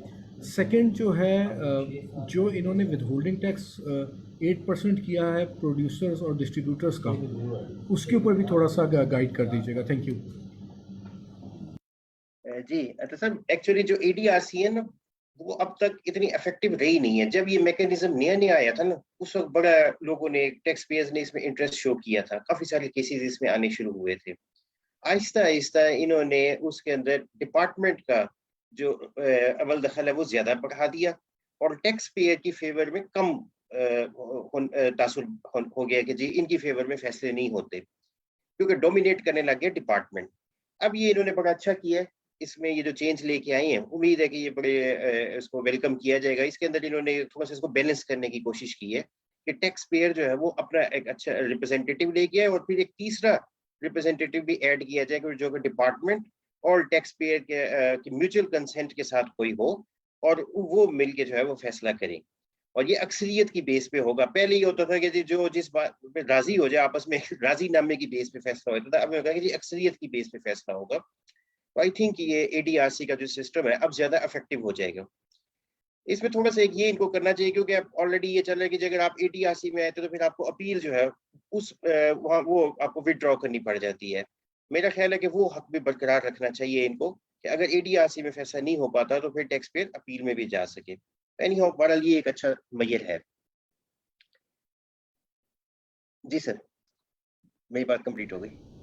जी अच्छा, चलिए सर, फिर मैं सिद्दीकी साहब के पास चलूँगा कराची वापस और उनसे क्वेश्चन करूँगा कि जो हमारी बिजनेस एक्सपेंसेस वगैरह में कोई चेंजेस आई हैं, वो अगर आपने कोई इनएडमिसिबल जो थे हमारी डिडक्शंस, उससे रिलेटेड या कोई डेप्रिसिएशन और से रिलेटेड अगर आप कोई करना चाहते हैं कि डेप्रिसिएशन, ये जो इनिशियल डेप्रिसिएशन है और ये जो हमें एडिशनल जितनी भी डेप्रिसिएशन मिलती है, मैं तो इनके अगेंस्ट रहा हूँ हमेशा। उसकी वजह ये है कि पहले आप इंडस्ट्री को एग्जाम्प्ट कर देते हैं, फिर सारी डेप्रिसिएशन आप उस एग्जाम पीरियड के अंदर पार्क करवा देते हैं और आप उसे एडजस्टमेंट नहीं देते जब उसकी एक्चुअल टैक्सेबल इनकम आती है। और मेरे हिसाब से ये एक बेनिफिट नहीं है, बल्कि ये टैक्सिंग मैयर है जिसको आप शुगर कोटेड करते हैं और कहते हैं कि हमने आपको डेप्रिसिएशन अर्ली दे दी। तो सर इस पे ज़रा प्लीज़ रोशनी डालिएगा। जी शुक्रिया अतर साहब। आपके सवाल पे भी मैं एंड में आऊँगा। पहले तो मैं ज़रा सा बात कर लेता हूँ कि ये चेंजेस हुई क्या है बिजनेस की डिडक्शंस में, और डेप्रिसिएशन पे जो आपकी कंसर्न है उस पर भी आता हूँ। अच्छा देखिए, बिजनेस के जो एक्सपेंसेस हैं, जाहिर है सबसे पहले तो इनकम चार्जेबल की बात होती है, यानी जो ग्रॉस रेवेन्यू जिसे आप बोले। फिर उसके बाद डिडक्शंस का सवाल आता है और डिडक्शंस में फिर दो तरह की बात होती है, अलाउड एंड नॉट अलाउड।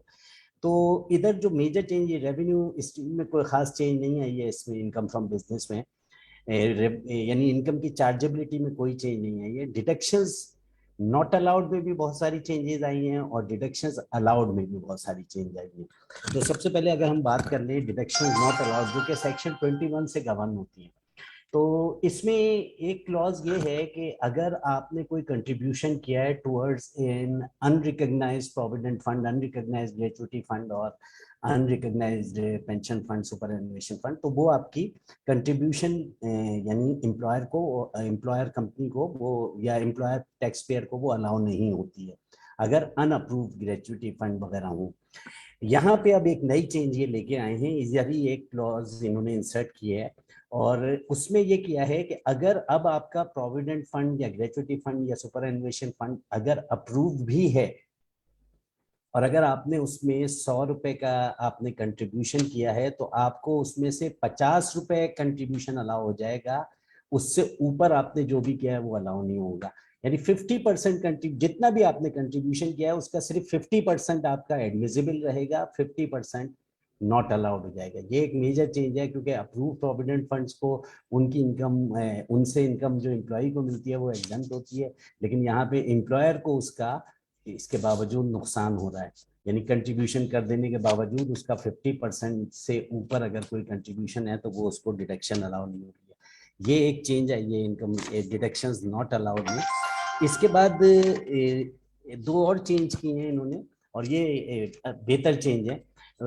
आपको याद होगा कि पिछले साल इन्होंने एक डिजिटल पेमेंट्स का कॉन्सेप्ट लाए थे, जो सेक्शन 21L होता था, जो कि non cash non banking channel को कवर कर रहा था। उसको सबसे पहले इन्होंने स्प्लिट किया था लास्ट ईयर, इंडिविजुअल और एओपी की एक कैटेगरी रहने दी थी और एक कंपनी की जरा सी अलग कर दी थी, कि कंपनी को डिजिटल पेमेंट करना जरूरी हो गई थी और अदर लोगों को नॉन यानी क्रॉस चेक या बैंकिंग चैनल्स के जरिए करनी थी। अच्छा, डिजिटल पेमेंट का एक अपना जाहिर मसला रहा, जो कि जाहिर ऑपरेटिव नहीं हो पाई।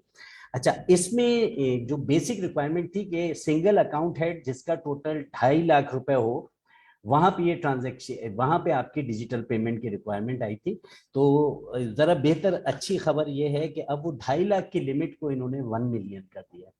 तो अब अगर आपके सिंगल अकाउंट हेड में ये वाली डिजिटल पेमेंट की कंडीशन आपकी सिर्फ उस सूरत में अप्लाई होगी अगर आपके उस हेड ऑफ अकाउंट में आपका for the year total 1 million से एक्सीड करेगा। But at the same time एक चीज जो यहाँ पे, क्योंकि ये पूरा सेक्शन ही रिवर्ट किया गया है, तो इसमें एक चीज ये थी कि अगर आपकी 50,000 से कम की कोई ट्रांजैक्शन हुआ करती थी तो वो भी इससे इम्यूनिटी थी उस ट्रांजैक्शन को। अब इत्तेफाक से वो यूटिलिटी बिल्स, फ्रेट चार्जेस और इस तरह की पेमेंट्स को तो अभी भी एक्सक्लूड किया हुआ है, लेकिन समहाउ यहाँ पे वो 50,000 से कम वाली ट्रांजैक्शंस को यहाँ पे मेंशन नहीं किया है। इसका मतलब है कि अगर सिंगल अकाउंट हेड के अंदर जहाँ का टोटल 1 मिलियन से ज्यादा हो और वहां पे अगर आप अब इन 6-5 पेमेंट से हटके कोई छठी पेमेंट आप भले 100 रुपए की भी कर रहे हैं तो वो डिजिटल होनी चाहिए, फिर इसका मतलब है। तो ये मेरे ख्याल में कोई एडिटोरियल मिस्टेक है यहाँ पे। अच्छा, एक चीज ये हो गई।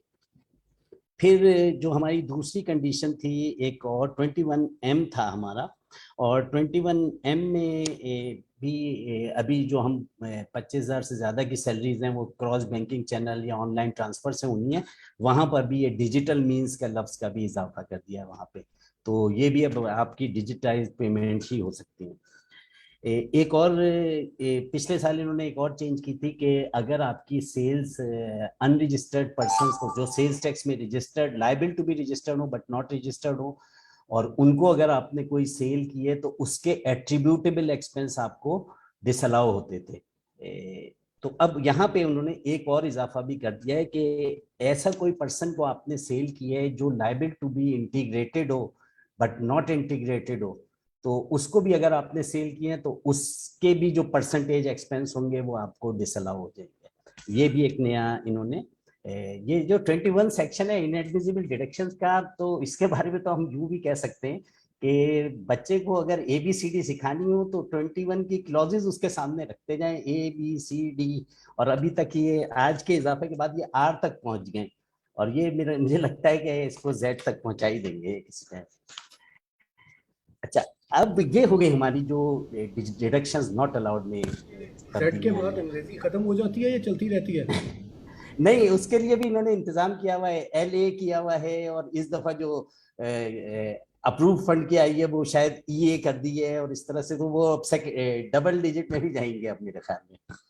तो अच्छा, अब डेप्रिसिएशन की जो चेंजेस है ना, इसको मैं खास तौर पे जिक्र करना चाहूंगा कि ये बड़ी मिसअंडरस्टूड है। ये जो मिसअंडरस्टूड क्यों हुई है आज हुई है कि आपने ये देखा होगा कि शाम को 4-5 बजे के बाद फाइनेंस मिनिस्टर की बजट स्पीच PDF फॉर्म में अवेलेबल हो गई थी लोगों को, और उसमें एक पैराग्राफ ये लिखा हुआ था कि इनिशियल डेप्रिसिएशन 50% से बढ़ा के और 100% कर दिया जाएगा। तो लोगों के लिए बड़ी खुशी की बात थी इसको, लेकिन ये मुझे उसी वक्त कुछ शुभ हुआ था कि अव्वल तो पहले इनिशियल डेप्रिसिएशन 50% है ही नहीं किसी चीज पे भी, ठीक है।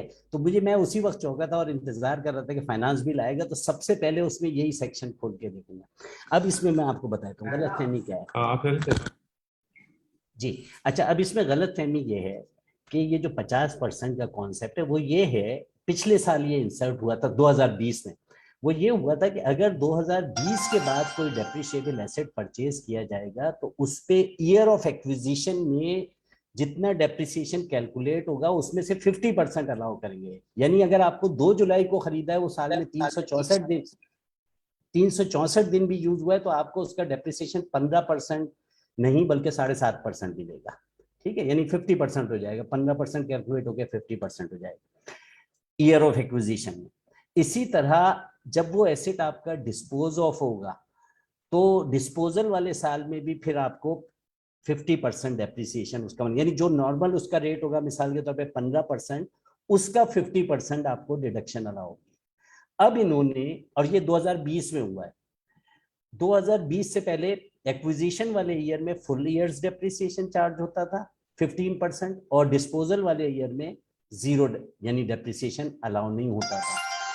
तो ये बैक टू स्क्वायर यानी बैक टू दैट पोजीशन गए हैं इन्होंने। अब इसको जो बजट स्पीच में लिखा है वो सिर्फ यूं लिखा है कि जो तकरीर लिखी हुई है कि 50% से 100% कर दिया है, नहीं, दूसरे लफ्जों में ये 2020 से पहले की पोजीशन में चले गए कि ईयर ऑफ एक्विजिशन में पूरा डेप्रिसिएशन अलाउ होगा और ईयर ऑफ डिस्पोजल में इसी तरह दूसरी जो इन्होंने जहां से क्लॉज डिलीट किया डिस्पोजल वाले ईयर में, उसमें अब कोई डेप्रिसिएशन अलाउ नहीं होगा। एक तो ये बात हो गई।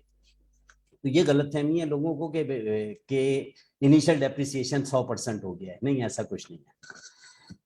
अच्छा, दूसरी चीज जो अब आपके इनिशियल अलाउंस के अंदर, अच्छा इसी डेप्रिसिएशन में एक और चीज ये हो गई कि आपको ये पता है कि अगर motor vehicle not plying for passenger transport vehicle हो और नॉट प्लाइंग फॉर हायर हो तो उसकी कॉस्ट को रेस्ट्रिक्ट किया हुआ था 2.5 मिलियन तक, यानी 25 लाख पे उसे आप रोक देते थे। और अगर हमने 30 लाख की भी गाड़ी ली है तो आपको डेप्रिसिएशन 25 लाख पे मिलता था।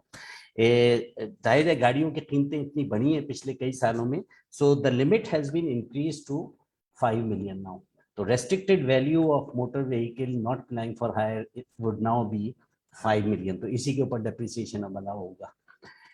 एक और चेंज जो इनिशियल अलाउंस में जो वाकई चेंज किया है इन्होंने वो ये की है, ये जो 2-3 साल पहले होती भी थी कि इमूवेबल प्रॉपर्टी पे भी को वापस से एलिजिबल डेप्रिशिएबल एसेट की डेफिनेशन में शामिल कर दिया है, जिसका मतलब है कि अब इस पे भी इनिशियल अलाउंस मिलेगा। ये भी हमें पहले मिलता ही था, लेकिन ये पिछले 2 साल पहले इन्होंने इसमें से एलिजिबल डेप्रिशिएबल एसेट की डेफिनेशन में से इमूवेबल प्रॉपर्टी को रिमूव किया था, अब वापस इंसर्ट कर दिया।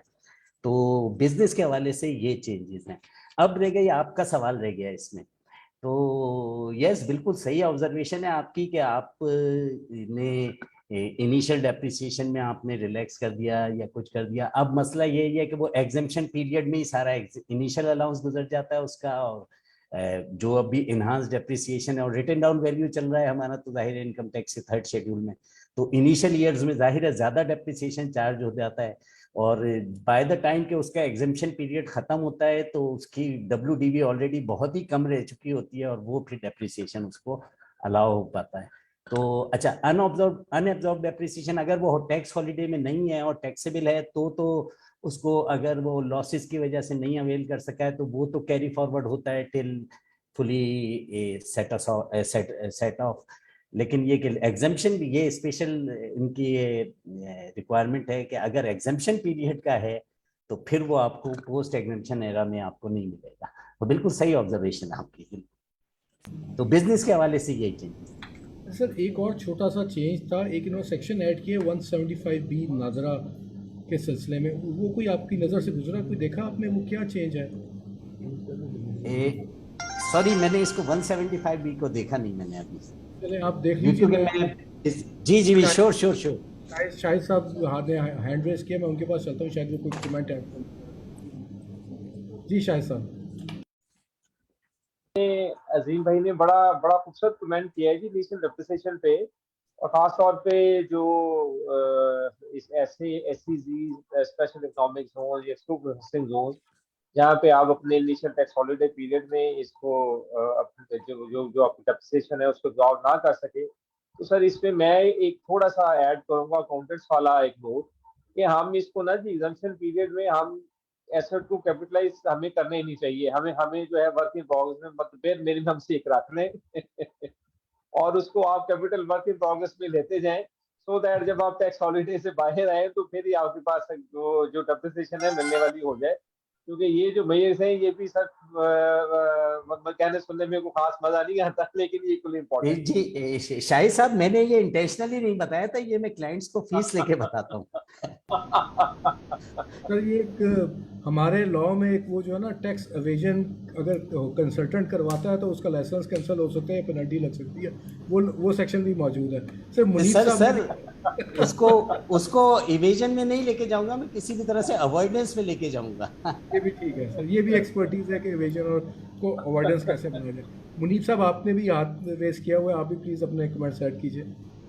अच्छा, इसमें अगर साहब मैं थोड़ा सा इसको मैंने चूंकि एनालाइज किया है, जो विद होल्डिंग की हमारी प्रोविजंस हैं इनकम टैक्स में, उसमें जो मेजर चेंजेस आई हैं वो आई है, मैं अगर सेक्शन वाइज, क्योंकि ये जो विद होल्डिंग की और एडवांस टैक्स की जो सेक्शंस हैं वो मिनिमम टैक्स है एक सेक्शन 113 और फिर इसके बाद विद होल्डिंग के सेक्शन है 148 टू 157। 148 इंपोर्ट्स का है, इसी तरह एडवांस टैक्स के सेक्शन है 231 ए से और 236 वाई तक। तो ये जो है इनमें जो सेक्शन वाइज चेंजेस आई है, इसमें एक सेक्शन ऐड किया हुआ है 154A। 154A में उन्होंने एक्सपोर्ट की जो आईटी के सेक्टर के ऊपर जो है ना, उन्होंने 0.25% उसकी प्रोसीड के ऊपर भी टैक्स लगा दिया है। पहले ये अदर एक्सपोर्ट्स पे था 1%, तो ये एडिशन हुई है 154A में, एक्सपोर्ट की प्रोसीड जो आईटी सेक्टर से रिलेटेड है उसके ऊपर टैक्स लगा दिया है। इसके अलावा जो अमेंडमेंट आई है उसमें जो है वो 235 में 154A में आई है, जो मैंने अभी आपको बता दिया।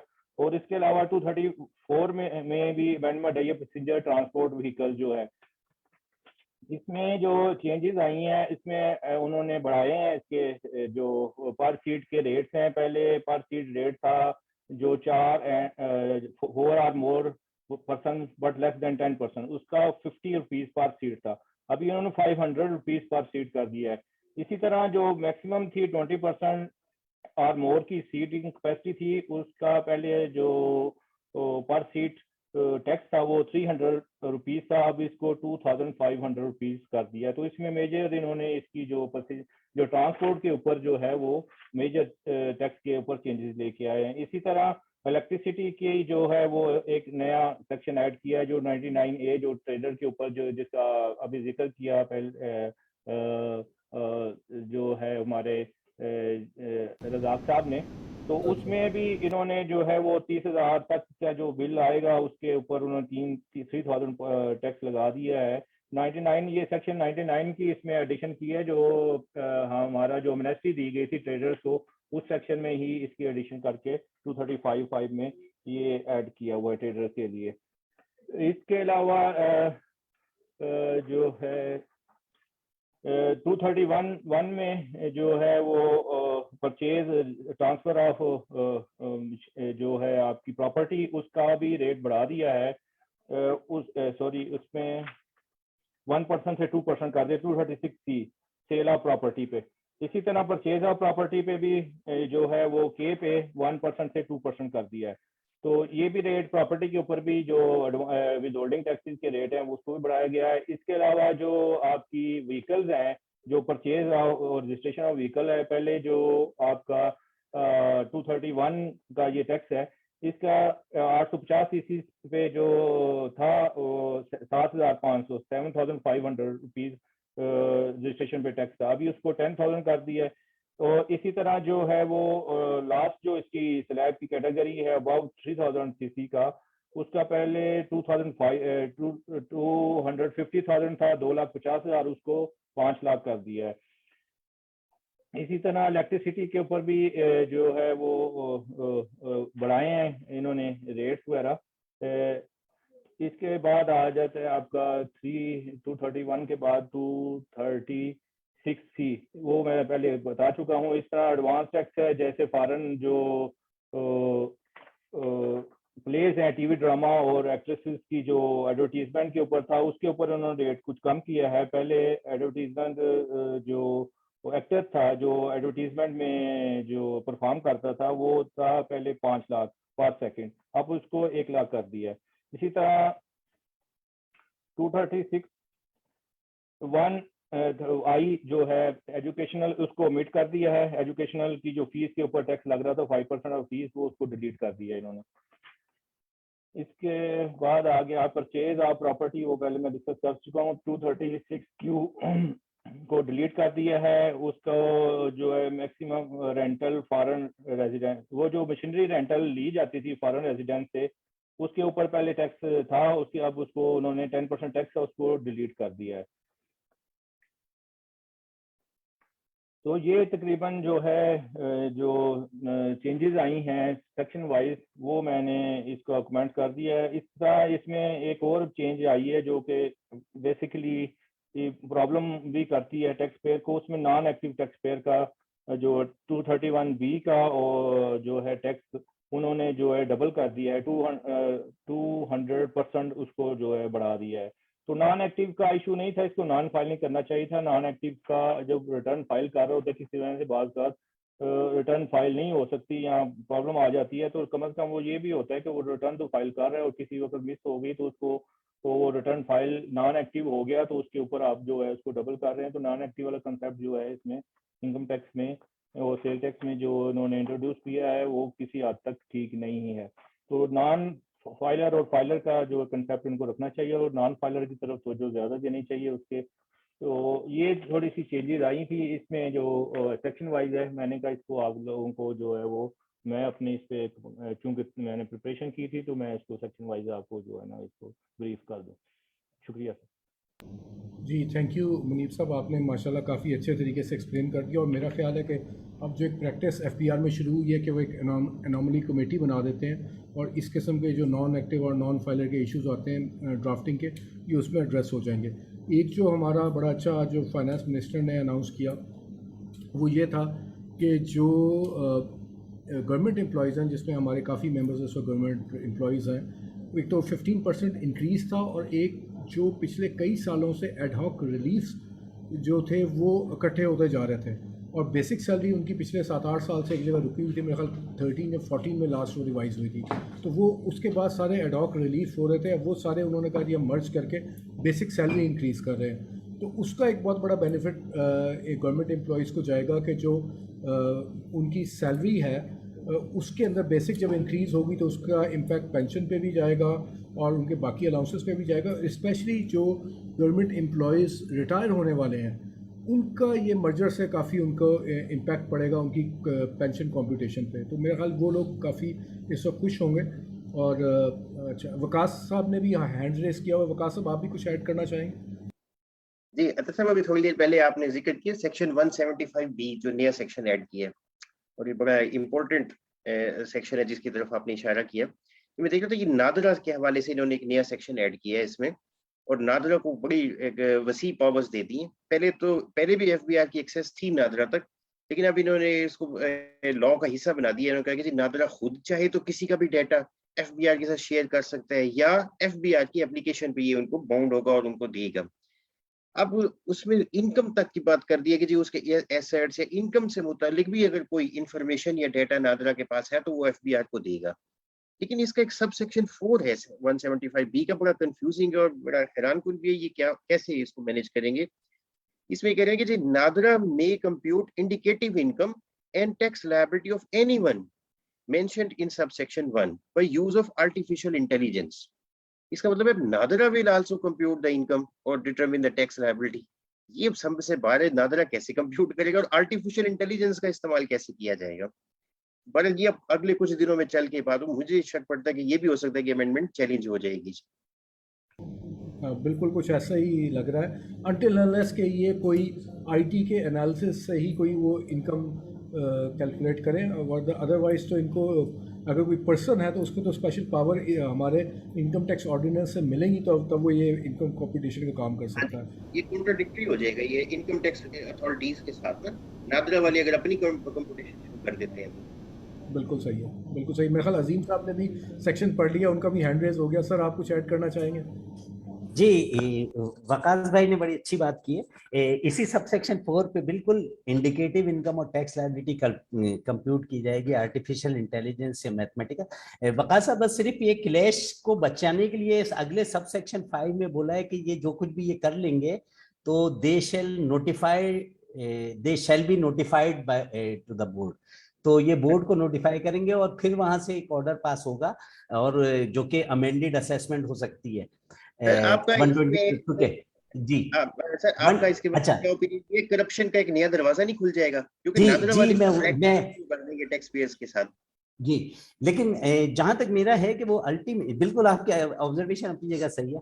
अच्छा, मुझे जो इसमें लैकुना नजर आ रहा है वो ये आ रहा है कि यहाँ पे जिक्र कर दिया इन्होंने कि ये सेक्शन 122 के अंदर जाके उसकी अमेंडमेंट होगी, जबकि कोई कॉरिस्पॉन्डिंग, क्योंकि सेक्शन 122 की जो बड़ा डेंजरस सेक्शन है उसके अपने पैरामीटर्स दिए हुए ना, कि definite information based on audit और ऑडिट के नतीजे में आए। तो अब यहाँ पे तो ऑडिट हुआ नहीं है, या prejudicial to the interest of revenue कोई ऑर्डर पास हुआ है, तो वो तो हुआ नहीं है। अब ये तो ये डायरेक्ट चले जाएंगे ना 122 पे। तो ये कुछ मेरे ख्याल में 122 में अभी ये लैकुना रहेगा हमारा। अच्छा, एक चीज जो मुझे इसमें और बड़ी ही इम्पोर्टेंट नजर आ रही है इसमें, जहाँ पे ये किन लोगों के ऊपर ये सब सेक्शन यानी सेक्शन अप्लाई कर सकते हैं, जहाँ पे जो सब सेक्शन 2 में एक क्लॉज आ रही है, to secure exchange and utilisation of persons information. ये आपको पता होगा ऑटोमेटिक एक्सचेंज ऑफ इंफॉर्मेशन, जो कि हमारे इसमें सेक्शन 107 में भी आता है, exchange of information with in countries जो होता है। तो और अभी इसको मैं जरा सा और लिंक करूंगा, जो हमारे रेजिडेंट पर्सन की डेफिनेशन को इन्होंने बहुत एनहांस किया है। तो मेरे ख्याल में वो उसका ताल्लुक भी इससे बनेगा कि ये मुख्तलिफ कंट्रीज में जाहिर है वो CNIC और पासपोर्ट यूज हुआ होगा, तो ये वहां से भी डिटरमिन करेंगे कि किस तरह से इसका रेजिडेंशियल स्टेटस ये डिटरमिन कर सकें कि ये शख्स किसी और जगह पे रेजिडेंट नहीं है। तो वेरी डेंजरस सेक्शन, लेकिन ये इसमें अभी बहुत कुछ मेरे ख्याल में काम होना बाकी है। इसका क्राइटेरिया इंडिकेटिव इनकम एक बहुत बड़ा सब्जेक्ट है और इतना आसान नहीं है। और आर्टिफिशियल इंटेलिजेंस इस वक्त हम जिस स्टेज पे हैं, ये इतनी जल्दी मुझे एप्लीकेबल होता हुआ नजर नहीं आ रहा है। Right sir, thank you so much आप दोनों का, आपने इस सेक्शन को बहुत अच्छे तरीके से एक्सप्लेन किया। सर, हमें ज्वाइन किया है जाहिद फारूक साहब ने, तो जाहिद फारूक साहब को मैं लेता हूँ ऑनलाइन और उनके व्यूज़ लेते हैं बजट के ऊपर। Thank you very much doctor साहब। in my view it's a very good budget, but I think there are some issues with it. और सबसे पहले मेरे ख्याल में मैं ये जरूर कहूँगा कि ब्रॉडनिंग ऑफ टैक्स बेस के लिए इन्होंने कोई कंक्रीट स्टेप नहीं लिए। तो हमारी शुरू से ही तमाम कंसल्टेंट की शुरू से ही ये डिमांड रही है कि आप एग्जिस्टिंग टैक्स पेयर पर बोझ ना डालें, बल्कि उसको ब्रॉड करें टैक्स बेस को, ताकि और लोग इनमें शामिल हो, ना कि उन्हीं टैक्स पेयर्स को ही आप रगड़ते रहें, उन्हीं टैक्स पेयर के साथ आप ये नए से नए टैक्स लगाते हैं। तो दूसरा, ये जो डीम्ड इनकम का ये जो कंसेप्ट लेके आए हैं, मेरा क्वेश्चन ये है कि income tax is own income. जब एक टैक्स पेयर की, एक बिजनेसमैन की, एक प्रॉपर्टी ओनर की इनकम ही नहीं, तो आप इनकम टैक्स उस पर कैसे लगा सकते हैं? मेरा ये बड़ा क्वेश्चन। देखिए, इनकम है ही नहीं है एक बंदे की। अब एक प्रॉपर्टी मेरी खाली पड़ी है, तो मैं उसको बेच के उसके ऊपर डीम्ड इनकम पे टैक्स दूं मैं? तो ये आई थिंक ओवरऑल इन्होंने रियल एस्टेट को हिट किया है। रियल एस्टेट के अगेंस्ट बहुत सारी ये चीजें लेके आए हैं, जिसमें एक ये भी है कि आपकी अगर प्रॉपर्टीज खाली पड़ी हैं तो उस पर भी आपने डीम्ड इनकम के तौर पर आपने टैक्स देना है, और टैक्स भी 20% है, यानी कि आपका जो है ना कुछ अर्से के बाद आप खाली हो जाएंगे सारी चीजें। अच्छा, इसके अलावा जो सेक्शन 111 है 111, इसमें जो चेंजेस लेके हैं, मुझे इस पर बड़ा ऑब्जेक्शन है। उन्होंने कहा जी कि बैंकिंग चैनल की डेफिनेशन ही चेंज कर। पहले ये होता था foreign remittances proper banking channels के थ्रू आती थी, वहां से फिर हम जो भी उसकी ट्रीटमेंट करनी थी वो करते थे। लेकिन अब यहाँ पर ये हो रहा है, कि जी बैंकिंग चैनल की डेफिनेशन चेंज करके एक्सचेंज कंपनीज को उसमें शामिल कर दिया गया है, एक्सचेंज ब्यूरोज को शामिल कर दिया, सबको उसमें शामिल कर दिया। अब यहाँ पर मेरा यही क्वेश्चन है कि ये फिर एक तरफ मिफ्ता साहब कह रहे हैं कि जी आप डिस्प्यूट खत्म करें, दूसरी तरफ ये डिस्प्यूट बढ़ाना शुरू हो रहे हैं। अब ये जब ये चीजें आना शुरू हो जाएंगी तो लोगों ने फेक अगर सर्टिफिकेट दे दिए, कन्वर्जन सर्टिफिकेट दी, क्या आप एक्सेप्ट कर लेंगे उसको? क्या टैक्स अथॉरिटीज एक्सेप्ट कर लेंगी? क्योंकि उसका तो इस तरह प्रॉपर कार्ड नहीं होगा, वो तो बस दे दिया, ठीक है, खत्म होगी बात। इसके अलावा एक और जो इन्होंने चेंज लेके आए हैं, जिसका हम बहुत अरसे से बात करते थे कि separate notice for section 111 should be issued. और हमेशा ये टैक्स अथॉरिटीज ये करती थी कि उन्हीं में शामिल टैक्स ऑफिसर कंबाइन एक नोटिस इशू कर देते थे जिसमें 111 का भी जिक्र साथ साथ होता था, और हायर कोर्ट्स इसको ऐसे ऑर्डर को कैंसिल कर देती। इन्होंने ये चालाकी की यहाँ पर कि उसको खत्म ही कर दिया। उन्होंने कहा सेपरेट नोटिस की जरूरत ही नहीं है, जरूरत ही नहीं, आपका केस जाए जिधर जाना है, जो मर्जी करें, हमने इसमें डालना है क्योंकि हमारे लोग आदि इसी चीज के हैं, हमने ऐसे ही डालना है। हमने अपनी फोर्सेस को ठीक नहीं करना, हमने अपनी मैन पावर को ठीक नहीं करना, उनको ट्रेन नहीं करना, हमने ये बस जो कर रहे हैं वो ठीक कर रहे हैं, वो खत्म ही कर देती है। एक और चीज की फॉरेन रेमिटेंसीज पे जो फॉरेन पेमेंट्स कर रही हैं बैंकिंग फॉर सर्विसेज, उस पर भी इन्होंने टैक्स लगा दिया। मेरे ख्याल में वो एक अच्छा स्टेप है। ओवरऑल बाकी अब देखी जाए तो अच्छी चीजें लेके आए। ये जो नादरा का जो इन्होंने डाल दिया, ये भी डिस्प्यूट की तरफ लेके जाएंगे इंशाल्लाह, ये ऐसे ही चलेगा ये काम। तो मेरे ख्याल में ये चीजें सारी इनको चेंज करनी पड़ेगी। सबसे पहले डीम्ड इनकम को तो आई थिंक खत्म करना पड़ेगा, क्योंकि ये सबको हिट करेगी, ना सिर्फ हम लोगों को, दूसरे लोगों को, सबको हिट करेगी। और सबसे बड़ा क्वेश्चन है मेरा, जो सबसे बड़ी बात मैं बार बार कहूंगा कि इनकम टैक्सेस ऑन इनकम, जब आपकी इनकम है ही नहीं तो मैं उस पर टैक्स क्यों दूं? या तो इसको नाम चेंज करें आपने, जी वेल्थ टैक्स है, ठीक है, बात खत्म हो गई। तो यहाँ पर ये जो बहुत बड़ी इन्होंने कंट्राडिक्शन डाल दी है, और आई थिंक मेरे ख्याल में यही काफी है। Thank you very much. Thank you Zahid साहब। और मलिक साहब काफ़ी देर से वेट कर रहे हैं, सर साहब को थोड़ा सा मैं वेट कराऊंगा। 2 हैंड रेज हुए हैं, मुनीब साहब और शाहिद साहब का, दोनों से बारी बारी एक क्विक कमेंट्स ले लेते हैं। और पहले मुनीब साहब के पास चलते हैं, फिर शाहिद साहब, और फिर मलिक साहब के पास क्लोजिंग के लिए चलेंगे। मुनीब साहब प्लीज़ अनम्यूट कर। जी सर। अच्छा, इसमें जो एक चीज मुझसे स्किप हो गई है, 148 की है।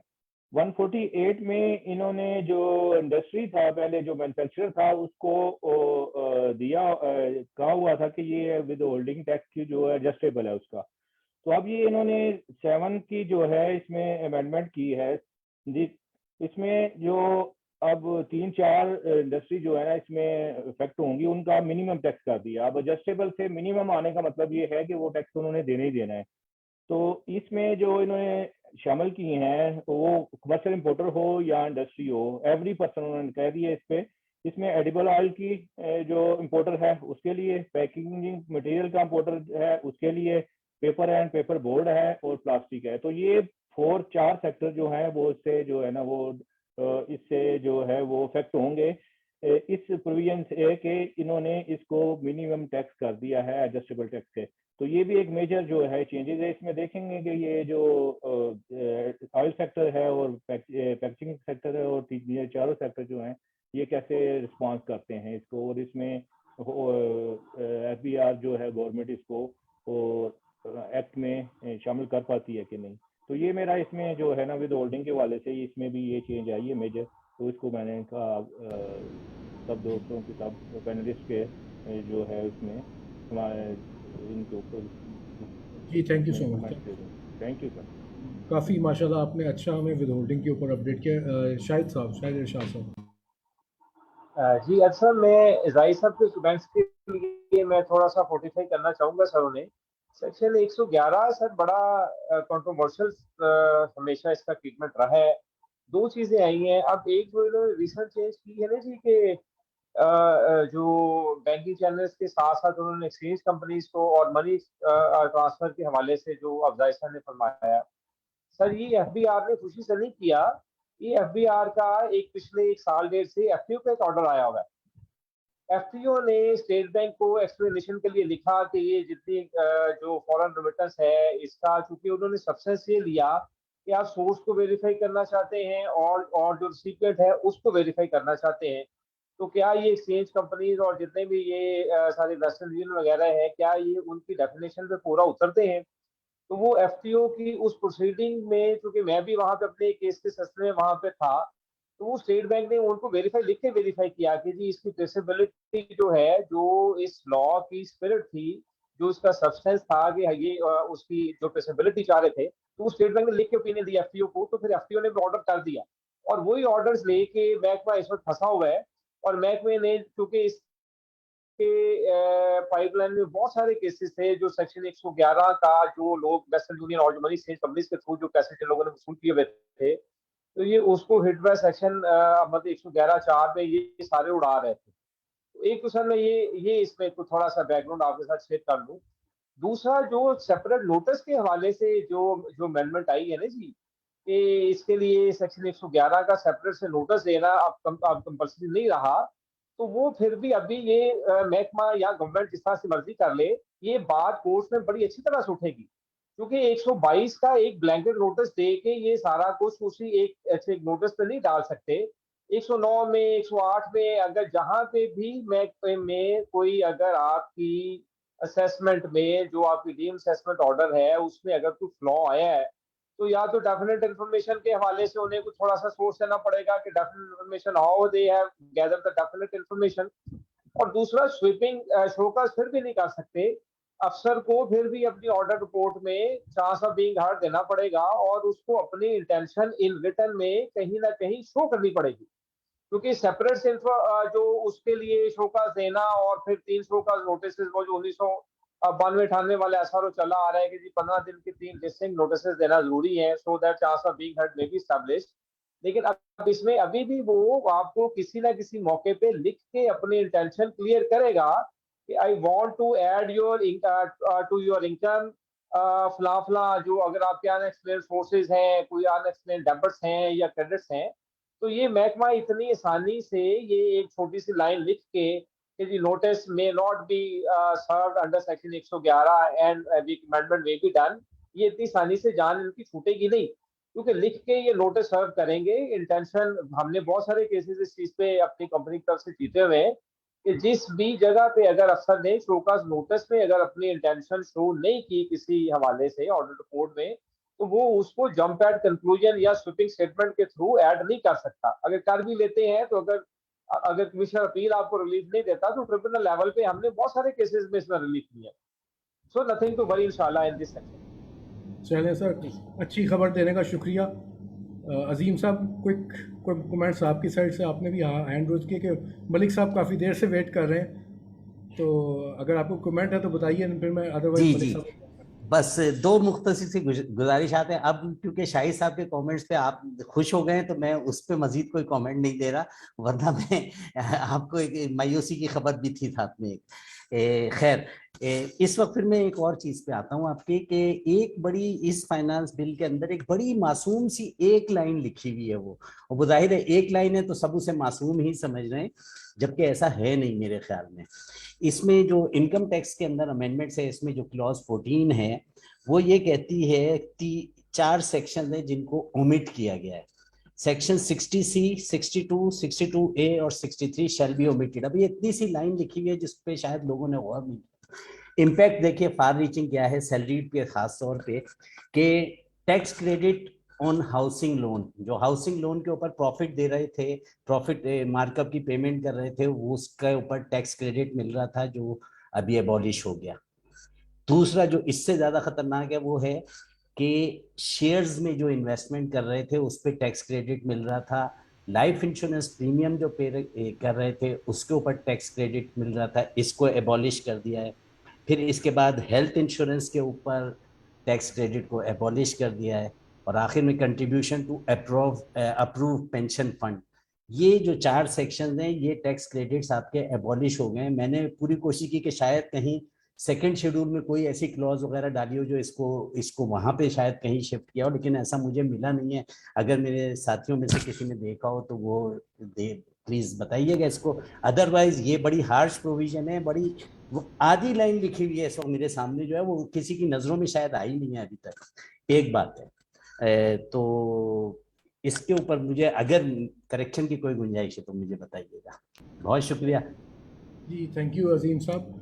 और आपने ये अच्छा डरा दिया। और वाकई ये अच्छा, ये इस किस्म की चेंजेस जो होती है ना छोटी छोटी, ये हमारे लिए बड़ा मुश्किल होता है। और अभी भी माशाल्लाह मैं आप सब पैनलिस्ट का शुक्रिया अदा करता हूँ जिन्होंने इतने शॉर्ट वक्त के अंदर हमने इस पूरे बजट को बैठ के एनालाइज कर लिया और इसमें से हर इंडस्ट्री के बारे में हमने बात कर ली। और ये जो हमारा सेशन है ये इसका मकसद ही ये होता है कि क्विकली हमें मिल जाए, तो फिर भी कुछ ना कुछ चीज़ें रह जाती हैं जो अगले 2-3 दिन में हमें वाज़ेह होती जाएंगी। मैं चलूँगा शहजाद मलिक साहब के पास। और शहजाद मलिक साहब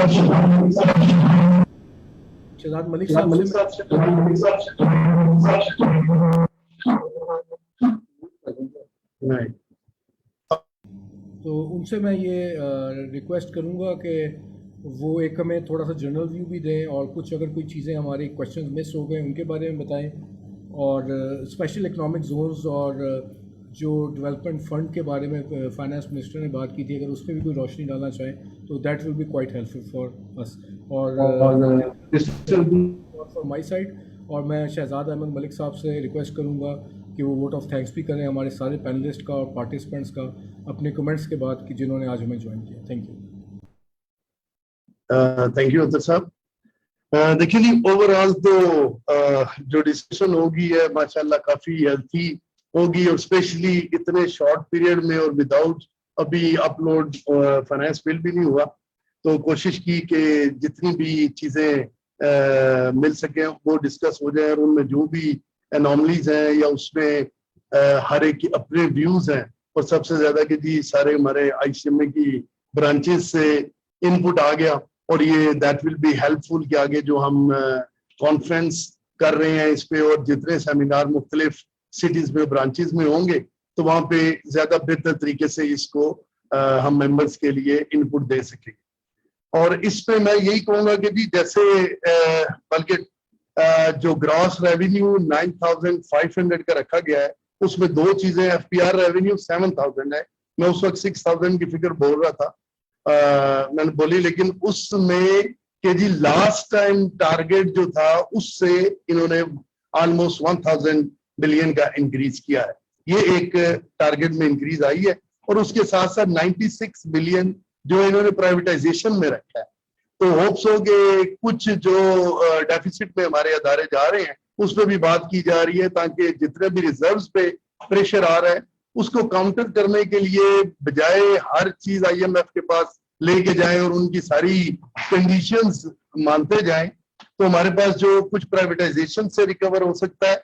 FBR के टारगेट्स आपको पता है POS ने लास्ट टाइम भी 1,000 बिलियन एक्स्ट्रा रिसीव किया था FBR ने, और वो उस पे अगर मजीद काम किया जाए तो POS से इन्हें खासी रेवेन्यू जो है, ये टारगेट बीट करना 7,000 को इतना बड़ा टारगेट नहीं है क्योंकि अभी ये सिर्फ आए हैं जो इंटरनेशनल चेन और लोकल चेन्स पे जो POS लगा है वो काम कर रहे हैं और जो रेस्टोरेंट्स और जितनी बड़े रिटेल स्टोर्स हैं, तो इसको जब नेक्स्ट फेज में ले आएंगे तो उसमें POS इनको बहुत ज्यादा हेल्प करेगा अपना टारगेट अचीव करने के लिए। डेट सर्विसिंग स्टिल 3.9 बिलियन पे है, उसको नेचुरली जब तक लोन कम नहीं होगा तो वो कम हो नहीं सकती। PSDB में 800 बिलियन, HEC में इन्होंने के लिए 65 बिलियन रखा है और उसके वो अच्छा है कि उस पर मजीद इंक्रीज आनी चाहिए थ्रू HEC जितनी भी यूनिवर्सिटीज को फंड जाता है, और एजुकेशन सेक्टर में अलग भी जो अमाउंट कैटर की गई है उसको बढ़ाना चाहिए। और इसके साथ साथ पेंशन फंड में 530 बिलियन की रिक्वायरमेंट है, एट द मोमेंट 10 बिलियन रखा गया है। ये मैंने एक मिनिस्ट्री को प्रेजेंटेशन भी दी थी, ये स्पोर्ट्स मिनिस्ट्री में जब बात हुई तो उन्होंने कहा जी कि हमारी पेंशन बहुत ज्यादा है और उसको कैसे किया जाए। तो मैंने उन्हें एक मॉडल बताया था कि जी जो कनाडा का मॉडल है उसको अगर अडॉप्ट किया जाए तो एक उस पे अच्छा फंड इनिशियली गवर्नमेंट अगर रख दे पेंशन में और उसी से वो अर्निंग करके वहीं से ही आहिस्ता आहिस्ता वो पे करे जितने भी एम्प्लॉइज हैं जो रिटायर होते हैं और उनके लिए। तो वो एक उस तरीके से इन्होंने तो 10 बिलियन रखा, अगर फर्स्ट टाइम एक बजट बेहतर रख लिया जाए तो उसी में से हर साल पेमेंट की जाए और उसी के रेवेन्यू वहां से ही एक सेपरेट उसको फंड बना के इन्वेस्टमेंट भी की जा सकती है और उस पर भी जो अर्निंग हो वहां से भी पे किया जा सकता है। और व्हीकल टैक्स जो बढ़ा रहे हैं ये अच्छी चीज है, क्योंकि आजकल व्हीकल्स जो है बहुत ज्यादा ऑलरेडी मार्केट में आ चुकी हैं, तो उस पर जो अफोर्ड कर सकता है तो उस पर टैक्स बढ़ना चाहिए। इन्होंने 1600 सीसी और उससे ऊपर जो 1 लाख और 2 लाख के टैक्सेस का अनाउंस कर रहे हैं वो आना चाहिए। और इसके साथ जो बात हो रही थी 111 सेक्शन की, उस पर मैं भी यही ऐड करूंगा कि देखिए इन्होंने 122 के 9 का जब भी नोटिस देते हैं तो ये पहले भी कोर्ट में चैलेंज हो चुका है कि जी 111 के लिए सेपरेट होना चाहिए नोटिस, लेकिन अभी क्योंकि इन्होंने लॉ में लिख दी है तो ये उसी में ऐड करके भिजवा देंगे। और अगर लॉ का हिस्सा बन गया तो इट विल बी डिफिकल्ट कि जी अब आप उसको कोर्ट में इतनी आसानी से चैलेंज कर सके। तो बहरहाल चैलेंज जरूर होगा, जो भी प्रैक्टिसिंग है या लॉयर्स हैं वो इस सेक्शन को चैलेंज करेंगे कि जी ये 111 का सेपरेट होना चाहिए, लेकिन दे विल ट्राई कि उस 122(9) में और उसी में ही इसको कवर किया जाए। इसके साथ साथ स्टिल डेफिसिट बजट है कि जो 3.7 बिलियन का ऑलमोस्ट 3.9 का बल्कि फिगर जो मैं देख रहा हूँ उसमें है, तो उसमें गवर्नमेंट को स्टिल अप्रोप्रिएट करनी पड़ेगी फिगर्स, चाहे वो प्रोविंशियल उससे मैच करे। अभी क्योंकि इन्होंने रेस्टोरेंट्स और की जितनी पेमेंट्स हैं वो भी ट्रांसफर कर दी हैं प्रोविंस को, तो भी इनके बजट में एक कलेक्शन में फर्क डालेगा। यंगस्टर्स के लिए इन्होंने 5 लाख का लोन रखा है विदाउट इंटरेस्ट, तो दैट विल बी हेल्पफुल कि जो स्टार्टअप्स हैं वो इस पे कर सकें, लेकिन उसका मैकेनिज्म एक अच्छा होना चाहिए कि हाउ ये इसकी सिक्योरिटी कैसे होगी और ये किस तरीके से उस पे किया जाएगा। और जो ये कमर्शियल इंपोर्टर का 148 की बात हुई है इस फाइनल, तो उसको फाइनल के लिए पहले भी जो था शुरू में आपको पता है कि फाइनल में ही था, लेकिन अभी ये जो करी जा रहे हैं हर सेक्शन में मिनिमम का, आई थिंक सो कि इसमें नहीं होना चाहिए, ताकि इसका जो एडवांटेज है वो कमर्शियल इंपोर्टर्स का मौजूद रहे। जो रिडक्शन इंपोर्ट में हो रही है इट्स अ गुड साइन, उस पे होनी चाहिए। और उसी तरीके से हमारे रिजर्व पे जो है इस वक्त बहुत जरूरी है इकोनॉमिक्स पॉइंट ऑफ व्यू से कि जो इकोनॉमी जिस साइड पर जा रही है रिजर्व पे प्रेशर कम आए और तभी जाके ये सारा किया जा सकता है। और जो मैंने पहले भी बात की, अगर जो इन्होंने इंक्रीज कर रहे हैं नॉन फाइलर का, मैं इस पे बहुत ज्यादा कन्विंस हूँ कि इससे हेल्प होगी और इससे मजीद जो फाइलर्स हैं और आपके आएंगे। अदरवाइज एज सच इन्होंने कोई नहीं ऐसी कोई स्कीम नहीं दी कि टैक्स ब्रॉडनिंग की जाए। टैक्स ब्रॉडनिंग का जो है हम हमेशा से ही कहते हैं 1.5% से ऊपर ये जा नहीं रहे और उस पर फिर प्रेशर जितना है वो इस पे आ रहा है। एक मिफ्ता साहब ने अपनी स्पीच में बात की कि हम विदहोल्डिंग टैक्स को कम करेंगे, और वो विदहोल्डिंग टैक्स को कम करना तो ठीक है, लेकिन इनके पास जब वर्किंग जितनी भी पहले भी आई है इस पर एक्सरसाइज हुई है कि ऑडिट जो करते हैं ये जितने ऑडिट पूरे साल में किए गए उससे ज्यादा उनकी अपनी सैलरीज और एक्सपेंसेस हैं ऑडिट डिपार्टमेंट ऑफ एफबीआर, तो विदहोल्डिंग से ही इन्हें अर्निंग होती है। अगर ये उसको कम करेंगे तो फिर वो ही ज्यादा एक करप्शन साइड है उस साइड पे भी ये जाएंगे। तो मेरे ख्याल है जो विदहोल्डिंग इस वक्त रह गए हैं उन पे बजाय कम करने के उस पे इंसार रहना चाहिए और ऑडिट का जो मैकेनिज्म है उसे बेहतर करें। और कैपेसिटी बिल्डिंग के लिए हम ऑलरेडी हमारी जो पहले मिनिस्टर से उनके साथ भी प्रेजेंटेशन हुई और जो इशरत हुसैन साहब से उस पे हमने आईसीएमए की तरफ से भी प्रॉपर प्रेजेंटेशन दी है कि जी कैपेसिटी बिल्डिंग की जाए और उसमें प्रोफेशनल्स की इंडक्शन हो, जिसकी वजह से आपका ये रेवेन्यू बढ़ सकता है, बजाय इसके कि एक रूटीन के ऑडिट्स और रूटीन का जो एफबीआर का टारगेट अचीव करने का जो मेथड है वो एक हैरासमेंट ही लेके आता है और एक जो फ्रेंडली एनवायरनमेंट है वो कहीं भी अचीव नहीं हो। तो विद दीज वर्ड्स जी सारों का शुक्रिया, जितने भी हमारे कैंपस में वकास साहब, शाहिद साहब, मुनीब साहब, अजीम साहब और रजाक साहब, तो ये सारे लोगों ने जो पार्टिसिपेट किया और अतर साहब का खास तौर पर जो इन्होंने मॉडरेट किया और इन्होंने लास्ट 2 इयर्स में भी इसको एक चैलेंज के तौर पे लिया था। तो अल्लाह का शुक्र है अब हम हर साल इसको लेके चल रहे हैं। और अच्छा, मुनीब साहब ने अभी लास्ट को कमेंट करना है। चलिए मेरे बाद बहरहाल मुनीब साहब का अगर कोई है कमेंट तो कर देंगे। और यहाँ पे जो मेरे साथ टीम बैठी है उसमें अपना जाहिद फारूक साहब, जमशेद साहब और सजाद साहब बैठे हैं। इन्होंने यहाँ पे और सेक्रेटेरिएट उसके साथ मिस हिना और मिस हमीदा बैठी हैं। इन्होंने पूरे बजट में साथ बैठ के ये काम किया ताकि ये तैयारी, एक हमारी जो कॉन्फ्रेंस है वो वैसे तो कल होनी थी, लेकिन मिनिस्टर साहब ने अभी तक उन्होंने कहा जी मैं बजट के बाद कंफर्मेशन दूंगा, थोड़ी सी चेंज आ गई है। तो होप्स हो कि हम मंडे या इसको ले जाएंगे ट्यूसडे तक और वो हम प्रॉपरली अनाउंस करेंगे। बहरहाल जो ब्रांचेस है जैसे कराची में तो ऑलरेडी अनाउंस भी कर दिया 15 तारीख का, तो वो अच्छी बात है। और फैसलाबाद भी फाइनल कर रहा है, तो मेरा ख्याल है वकास साहब बैठे हैं तो मुल्तान के लिए ये भी प्लान करें, तो उसमें अजीम साहब को बुलाएं मुल्तान में, जरा ये गर्मी वाकई भी देखें।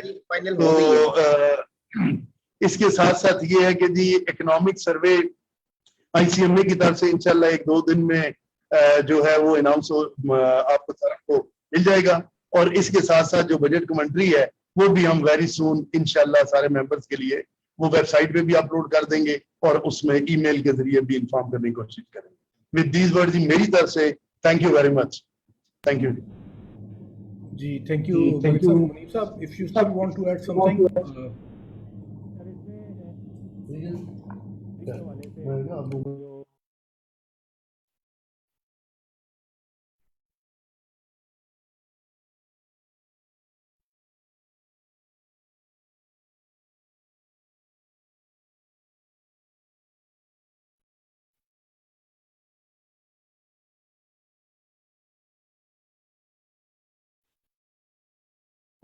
मिशन हुई है सैलरी 149 में मिशन हुई है, वो सिर्फ उन्होंने एम्प्लॉयर ने जो देना डिडक्शन करनी होती है उसमें जो ईयर एंड पे मई में या जून में जाके जो आपको सर्टिफिकेट देना होता है उसके लिए जो चार्ज एप्लीकेबल थी जो एडवांस टैक्सेस के अगेंस्ट,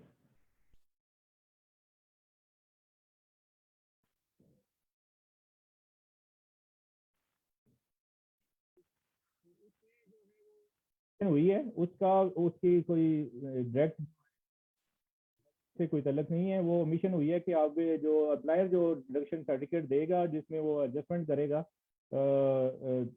एडवांस टैक्सेस की जो डिडक्शन हुई है उसमें ये वाले जो क्रेडिट टैक्स क्रेडिट के इसकी डिडक्शन नहीं करेगा। तो ये तो जब रिटर्न फाइल करेगा तो उसमें उसको वो अवेलेबल होंगी। दूसरा से जो बात चल रही है कि इसमें जो है वो सेपरेट नोटिस का जो है अभी आपने विड्रॉ कर लिया था उसके लिए ज़रूरी नहीं है। तो ये अफसर वो दिन ब दिन जो है वो उसमें उनको रिलैक्स करते जा रहे हैं। जैसे अभी मैंने देखा है 177 में भी एक 2 अमेंडमेंट्स उन्होंने की है। 177(6) को जो कर दिया, 177(6) कहता है जो वेल रिपोर्ट इशू करें। तो इस पे केस लॉज हैं और कोर्ट ने ये होल्ड किया है कि अगर आपने ऑडिट किया है और आपको रिकॉर्ड प्रोड्यूस हुआ है तो इसमें 7(6) का जो है ऑडिट रिपोर्ट इशू करेंगे। इससे भी जो है वो उसकी ऑडिट की जो अफसर को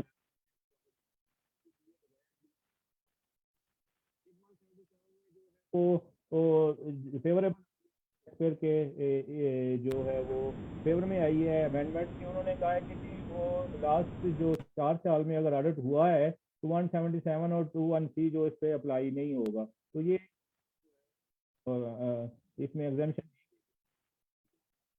audit have been audited in any of preceding 4 years, पिछले 4 सालों में अगर ऑडिट हुआ है तो 177 की जो है ना वो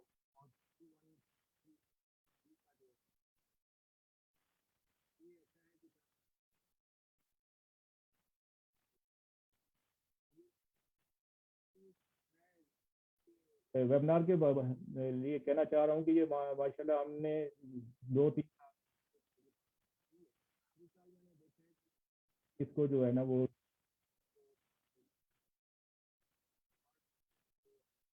बजट स्पीड के बाद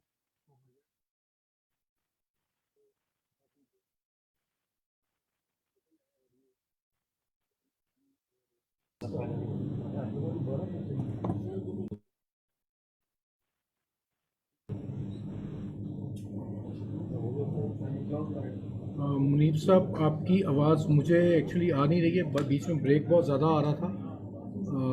आई होप कि बाकी पार्टिसिपेंट्स को आई होगी आपकी आवाज़। तो विद दिस मैं क्योंकि हम आपको सुन नहीं पा रहे हैं, आपकी तस्वीर ज़रूर आ रही है। With this I would thank you all the participants and all the panelist, specially इतने शॉर्ट टाइम के ऊपर, और आप लोगों की पार्टिसिपेशन की वजह से ये हमारा सक्सेसफुल इवेंट हुआ है। Thank you very much. अल्लाह हाफ़िज़। अल्लाह हाफिज। Thank you.